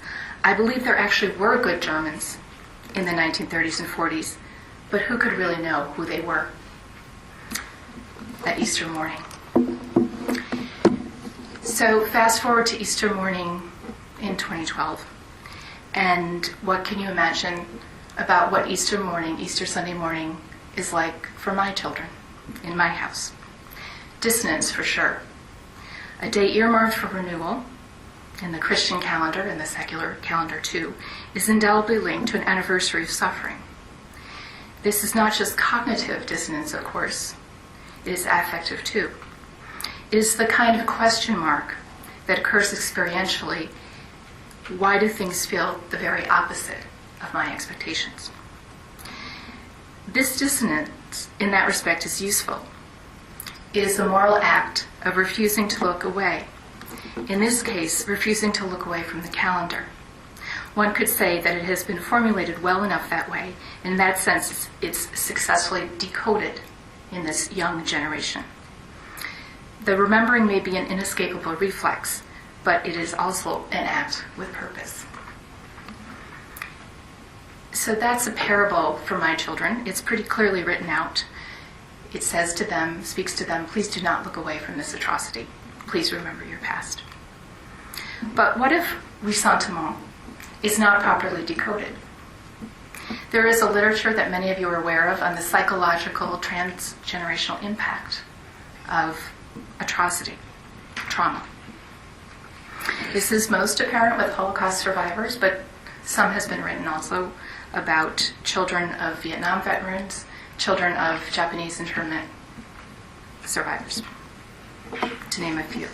And what is striking about the narrative of impact is that there appears to be a translocation of suffering, not necessarily formulated as a moral act, but as a reservoir of intransigent suffering that seems unjustly to accrue an even more burdensome legacy. Zahava Solomon writes, quote, "The long arm of post-traumatic sequelae stretches across what one would wish were a natural biological barrier into the next generation. Painfully, it is not clear how or whether this affective burden, I should have said unquote. Painfully, it is not clear how or whether this affective burden should be chased away.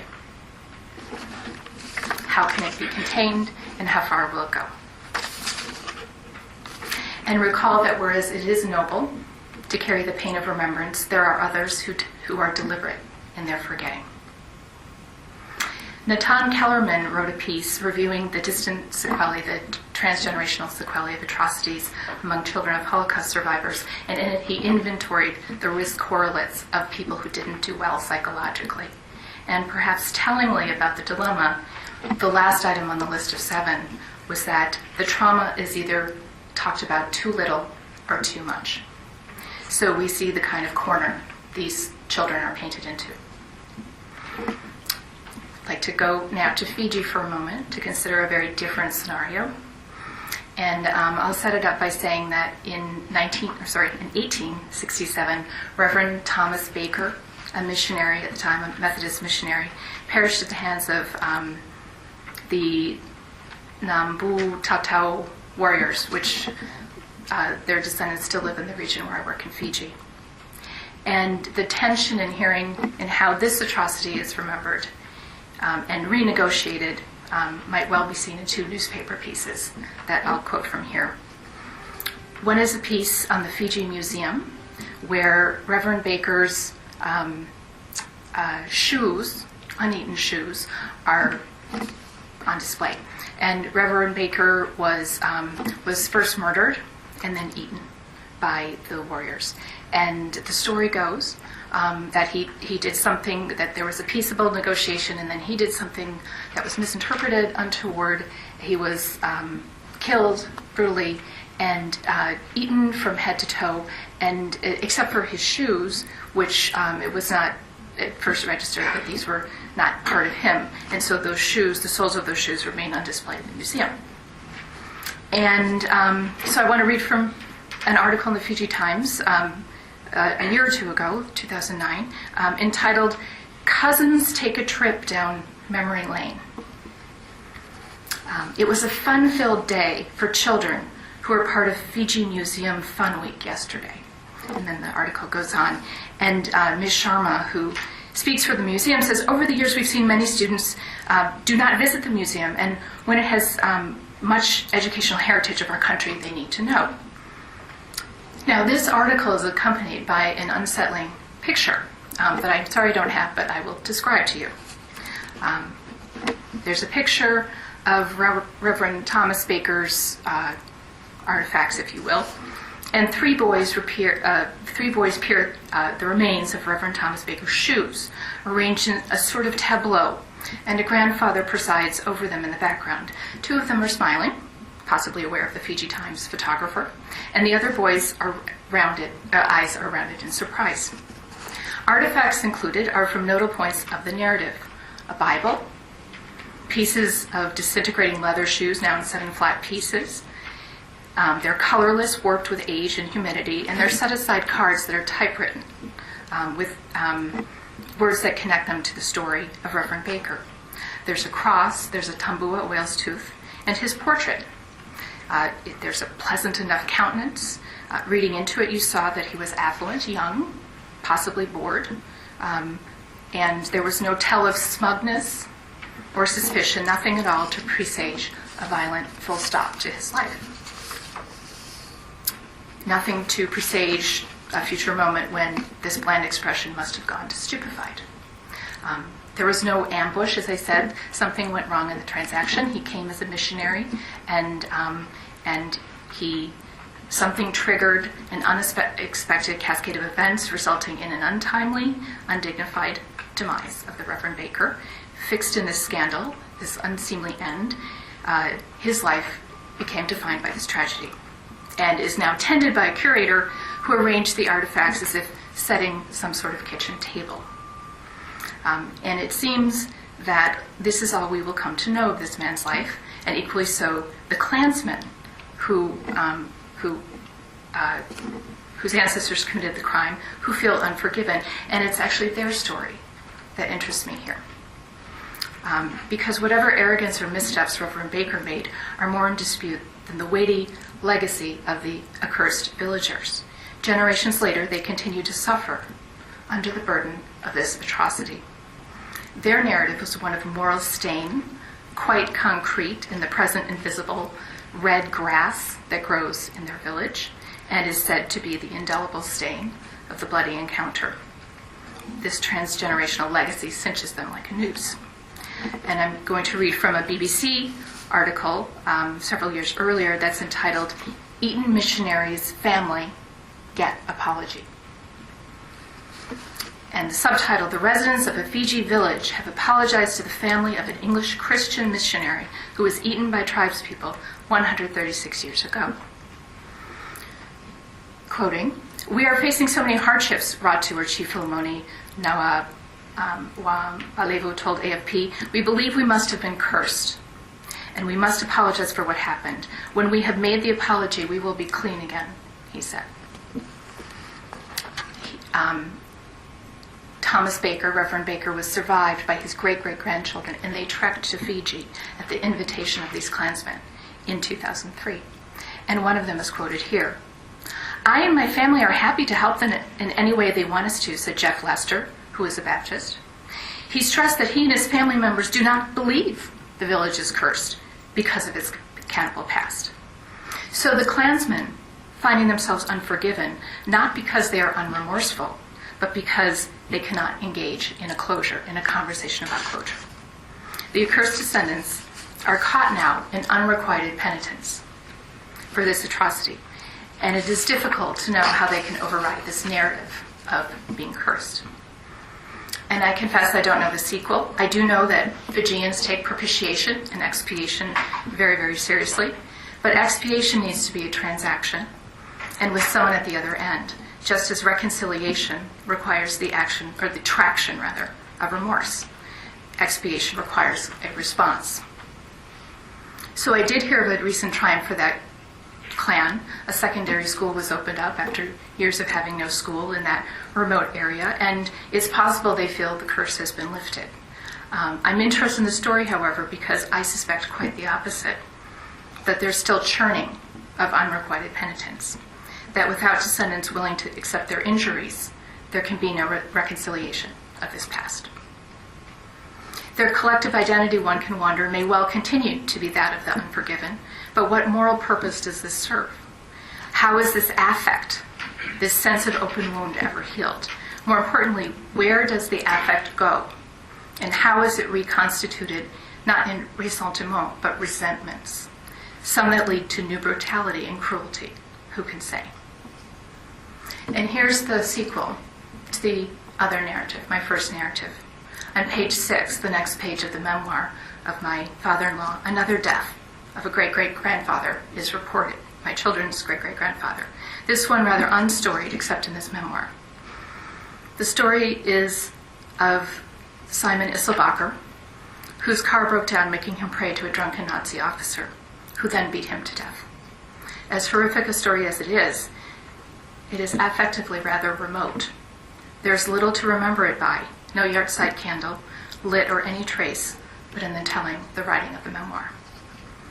Nonetheless, they are the heirs to this unspeakable tragedy, my children, but they, like Reverend Thomas Baker's great-great-grandchildren, need to reconcile this with other parts of their identities. Perhaps Reverend Baker's descendants are indifferent, the affective sting having been lost across these several generations. Or perhaps they see themselves as heir to the meta-atrocities that were the colonial encounter in Fiji. But to get back to reconciliation and its value, isn't the value of reconciliation the closure, which is intended to preempt circulating affect? Circulating affect, that is as yet unattached to narrative, the kind that can be whipped up into a storm of vindictiveness and violence. And it seems that the eddies of affect are easily misappropriated, as they are perhaps with the French police. And what I'm getting at and musing about finally is ressentiment, as moral as it is, a kind of second best option when reconciliation is preferable. So to close, like for Jeff Lester in the story from the Fiji newspaper, and for my children, the murder of a great-great-grandfather is as much a historical fact as it is affectively quite remote. But what is its after image in their generation? Where did that affect go? And one wonders, does its Geist animate passion, compassion? Or, let's hope not, does it animate resentment? How is this history reconciled with the present? And should reconciliation, not with perpetrators, but with one's own life, with one's own present community and family, not be an indemnification of the perpetrators, but be a release from for future generations from the legacy of suffering? And to end and get back to the moral gray zone, if you imagine that kind of reconciliation, what kind of compromise would that be?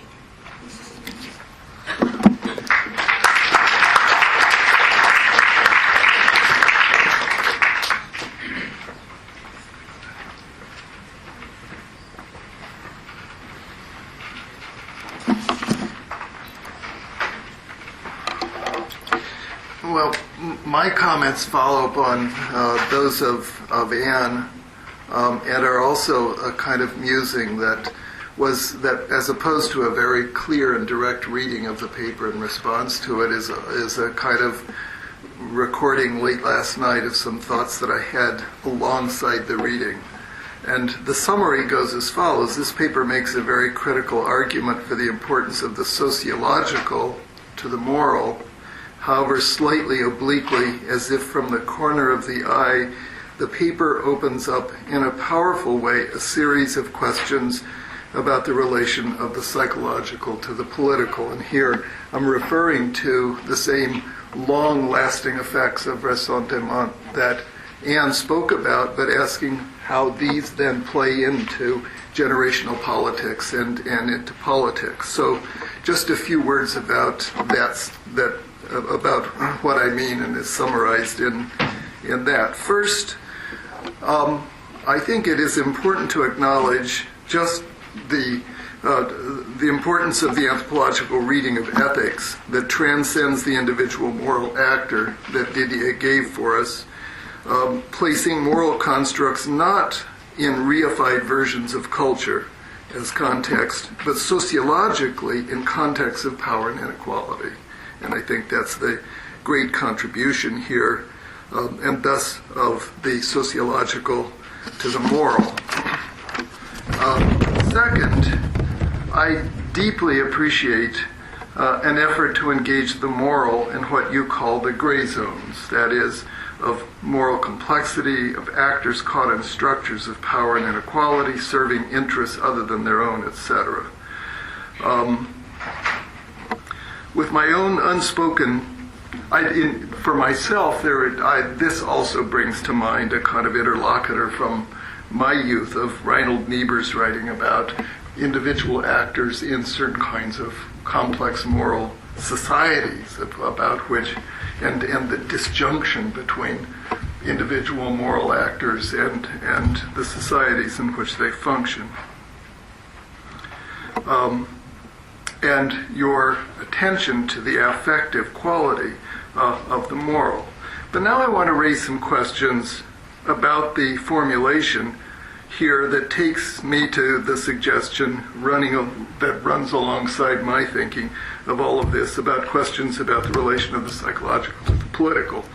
The paper challenges the formulation of ethics in Christian forms that, in Bishop Tutu's terms, gave highest priority to reconciliation, as if nothing ever happened, then note on the wall. But then, having made this move, the paper reinscribes a Christian ethics, a virtue of the poor, of the position of the oppressed and the dominated, and a revaluing of ressentiment in Améry's terms as a refusal to forget, particularly in the absence of justice. And for me, this opens a number of questions. It opens questions such as the following. Are reconciliation and ressentiment, particularly in the absence of justice, ever separable? Is in a way, by your separating these two out, are they really separable? Are you really engaging in a critique of the focus on reconciliation, or is what's implied by your paper more an argument that reconciliation without justice is ultimately impossible? That is, it cannot be effective in those terms, which I believe then opens both onto questions of how we should value reconciliation, but also the psychology of ressentiment and its political effects. So a few words about each of these. First, the latter. What is the psychology, and this follows really closely to what Anne was talking about, of ressentiment in settings of post-apartheid South Africa? What's the long life of that ressentiment? In Aceh, where I work, where the terrible violence has never been acknowledged by the military or by the central government, or in Israel and post-Holocaust Jewish societies. What are the personal costs of ressentiment, remembering the cost to Améry himself and his suicide? And what are the political effects of such psychology? That is, how then do these kinds of long-lasting effects psychologically that Anne was describing impact politics in post-apartheid South Africa, in Aceh, where I could go on and talk about watching that unfold, or in Israel, for example. So it's not only a question of reconciliation, but a question of the production of liberal societies which can ultimately embrace acceptance of difference, etc. So one of the questions that this then begins to address, I think, carries us back to one of the arguments of the paper, one of the claims of the paper, that simply stated we as anthropologists should position ourselves on the side of ressentiment and the oppressed, rather than on the side of reconciliation, in particular reconciliation without justice. But this then raises for me questions about, in this era, for instance, of the Arab Spring, do we position ourselves on the side of what can produce less oppression and more open civil societies? Do anthropologists take such positions vis-a-vis reconciliation and the production of liberal societies? Can we take such positions, position ourselves in anthropology in that way, and dare we not do so? And how do we understand psychologically how the long shadows of ressentiment reproduce violence and oppressive regimes, and indeed complex cycles of forgetting and then reenacting violence in ways that we see in various societies. So it seems to me that anthropologists find it difficult to position ourselves amidst these questions in relationship, but that these are ultimately critical questions for the field in relation to the longue durée of colonialism, how we situate ourselves as we watch the collapse and rebirth of deeply repressive regimes. Suggests the importance of understanding the psychology of ressentiment, perhaps more than simply ressentiment as a moral stance. The long and powerful effects in individual and group psychological experience, I'm not calling for a return to Adam Smith, of oppression, violence, trauma, and injustice that are that are produced in certain ways by psychological sequelae, and what indeed is justice as social and psychological process. That is, what would it even mean in this setting to have reconciliation and to have reconciliation with justice? What does that actually mean in a world in which we've had the kinds of events that Anne's talking about and this paper talked about and that Paul talked about? And these raise questions I raise these questions not because I have answers, but because I work in Aceh, where I constantly hear stories of terrible violence and see groups demanding a Truth and Reconciliation Commission on their own, and the utter refusal, knowing that were there such a commission, it would produce more lies and more backslapping, etc. And I also work in a society in which nearly 1 million people were killed in 1965, many of whom were killed by their neighbors who still live side by side within families, and in which I think in very complicated ways those memories and those refusals of memory continue to produce politics as we know them in Indonesian society. And I just conclude by saying that I'm not a moral philosopher, and what intrigues me are these questions that lie somewhat at the margins of this paper about the complex psychology of resentment and its profound and often hidden effects on political life, and in turn the effects of the political on the psychological, and how these in turn cycle back in hidden ways into reproducing violence rather than reconciliation. Thank you.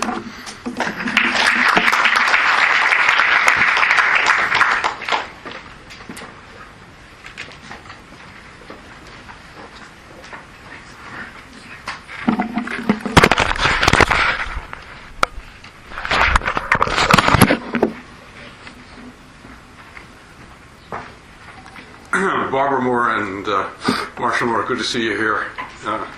Brings me back to when I introduced the first lecture in the series a long time ago now. And the intention we had, which was to bring the academic to bear on big questions that affect health, medicine in the broad sense, that turn on values, that engage the ethical, the religious, and the cultural, etc.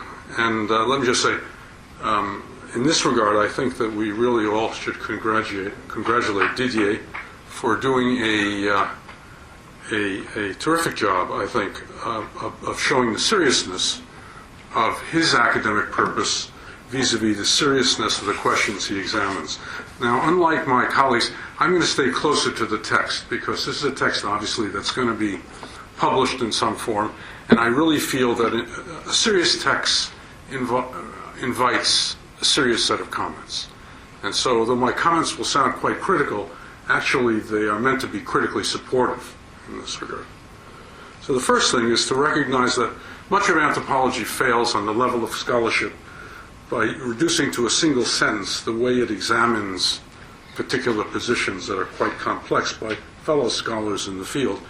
In this regard, I would recommend you go back and look at what really matters and look at my Tanner lectures to see what Kleinman actually said, which is that moral experience and moral life are inseparable, and that it is in the context of moral experience that one examines sensibility, because sensibility is value tied to emotion in context.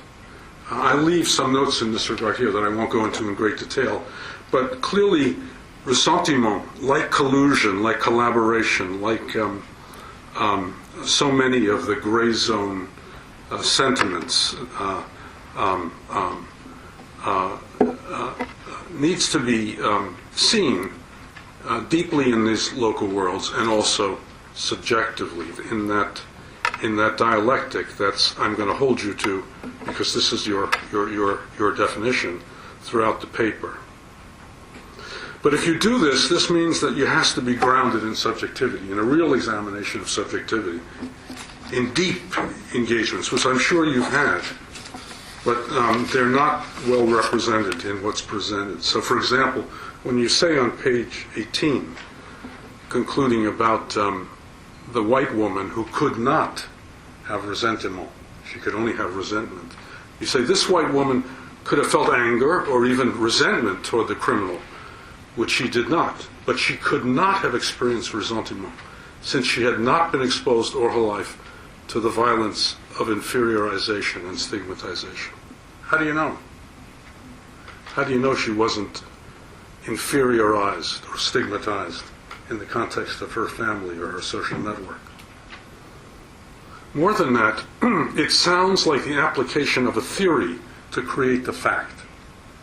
Much as we see today that Durkheim, with the best of intentions, creating the theory of anomie, today is almost a useless explanation of suicide when we look at empirical data. You can force it on the data, but it doesn't actually come out of the data. So I would ask again that, if you're going to talk about sensibility, they have to be real people. Go back to the great preface that Henry James wrote to The Wings of the Dove, where he tried to define sensibility. It's defined in deep lives and in deep engagement with lives. Again, this is all meant this is one academic to another, out of an honest appreciation, a real appreciation of what you've tried to do here, what you've tried to do, which I think is potentially very important. Now let's turn to the life of concepts. As an anthropologist, we would hope that you would treat the life of concepts area in the same way that you've treated the rest of the text, and that is to force it to be grounded in its political, economic, and cultural settings.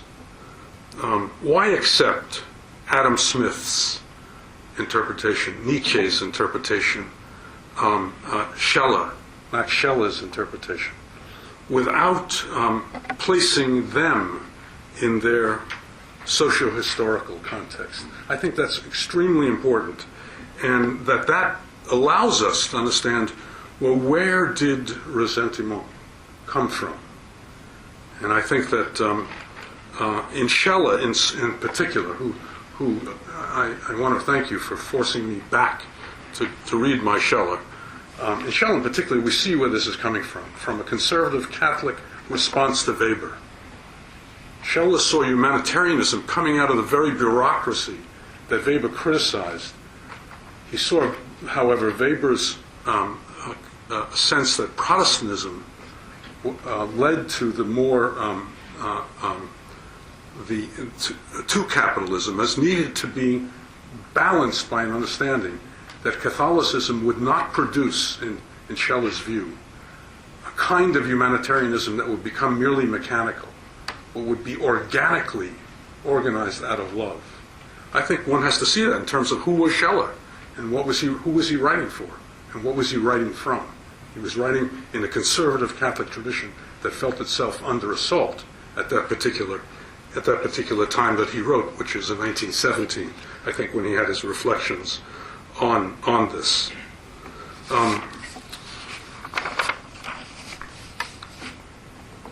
I'm concerned about principle-based reasoning. My moral theorist friends will understand my concern here. I feel in a way that the irony here is that you, by not taking apart the ideas in their own social context, you come to create resentment as a principle that you then apply to situations. If there is no powerlessness, then whatever your sentiment is, it cannot be resentment, because resentment is resentment plus powerlessness. You've got to be powerless at the same time that you're resentful. But Thabo Mbeki, when he gave the address that you analyze, was no longer powerless. He was powerful. He was able to speak out. And that, I think, leads to a concern for, so then what happens with ressentiment? If we see it only in a principle-based way, when in fact it gets expressed at a time when the grounding idea of the principle, which is powerlessness, is no longer present.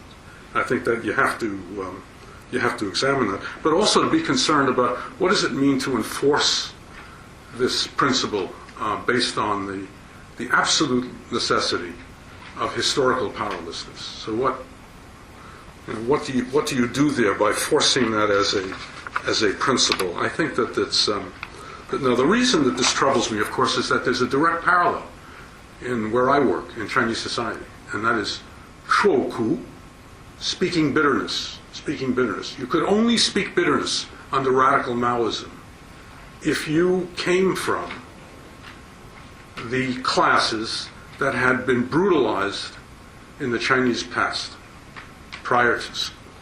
supposedly prior to China's liberation in 1949 by the communists. And what was the purpose of your speaking bitterness? The purpose of your speaking bitterness was to authorize the death of those who you spoke bitterness about. There was a particular political purpose. You go back to the 1950-51, when 1 million landlords are killed in China. They're killed under the sanction of speaking bitterness. So the consequences of ressentiment here, I thought Anne and Byron raised the issues.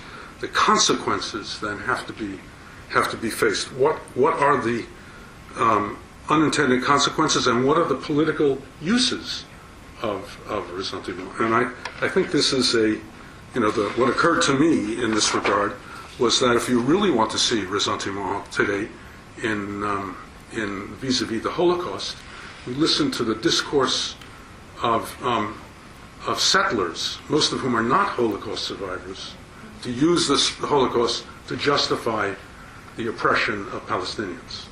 And I think again,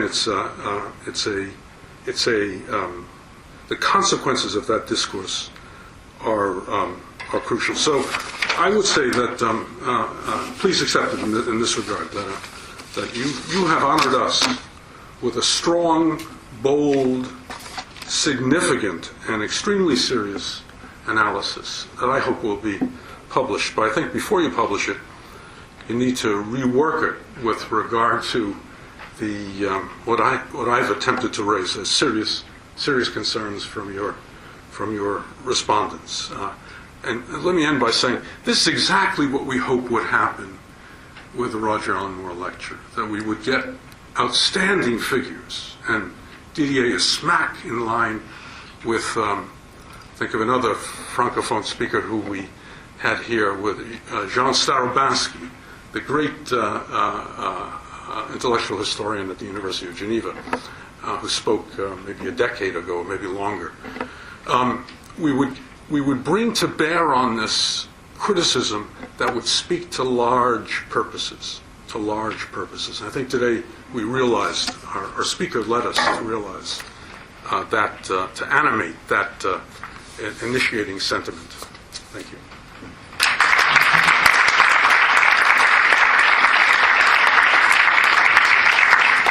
I get to, now realizing being chairman has certain privileges, I get to do two things. One, to give a riposte to my mentor, Arthur. Not really a riposte, but back to speaking bitterness. Another reason why I'd like to draw Didier Fassin and you, Arthur, into reflecting on the Rwandan forced reconciliation is that it demanded speaking bitterness, but they had also outlawed the death penalty. So, and all of us work, so many of us work in settings, whether as physicians or anthropologists or both, or social scientists of every stripe, we work in settings in which both resentment and ressentiment are serious problems with which neither sociology nor anthropology has grappled sufficiently. And it's not a riposte, but just an addendum and a repeated plea. And so I have one announcement, but I'd first like everyone to join me in thanking Didier Fassin.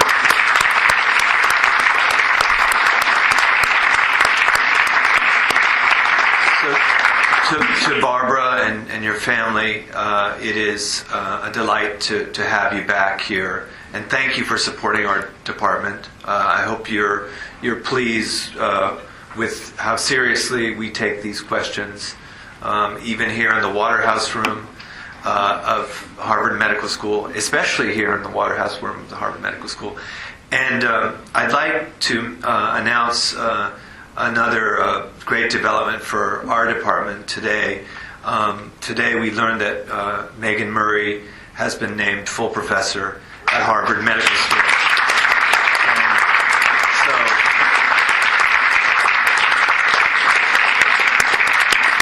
stand up a second. Just stand up 1 second.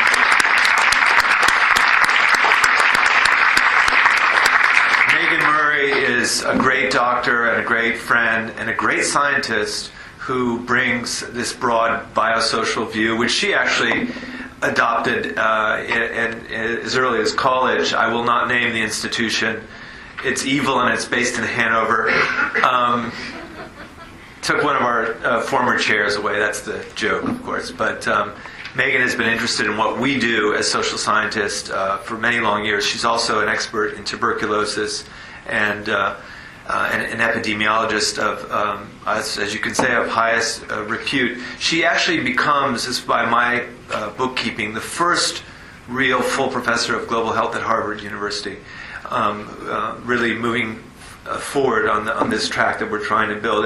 And so to the former chairs and my own professors and Barbara and her family, I'd like to broaden this thanks and say thank you for believing this vision, which held that we could take seriously some of the problems that Didier brought up in his talk, problems like apartheid, even as they were occurring or changing, problems like the carceral approach to poverty in France and in this country. These are serious problems, of course, and this department, even its historians who look back to archives, take seriously our exploration of them. So congratulations, Megan. Thank you, Moore family, and thank you, Didier.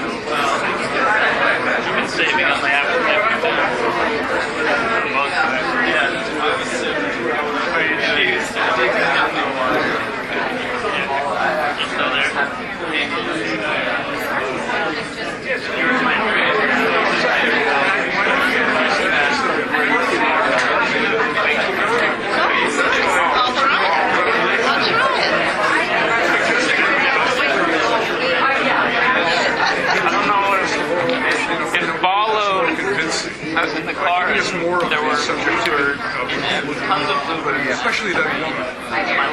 But also that you do it family party. I look like a blueberry. Now you dream every day. I think I do. I think I dream about twice. I dream normal and then I'll go to sleep in the morning if I wake up before and I'll tell you, my feeling is that the zygote, Yeah. Culminating with the bringing it to life with Adam. Yeah. Good stuff. No, he's really taking it up over here. I mean, it's just the art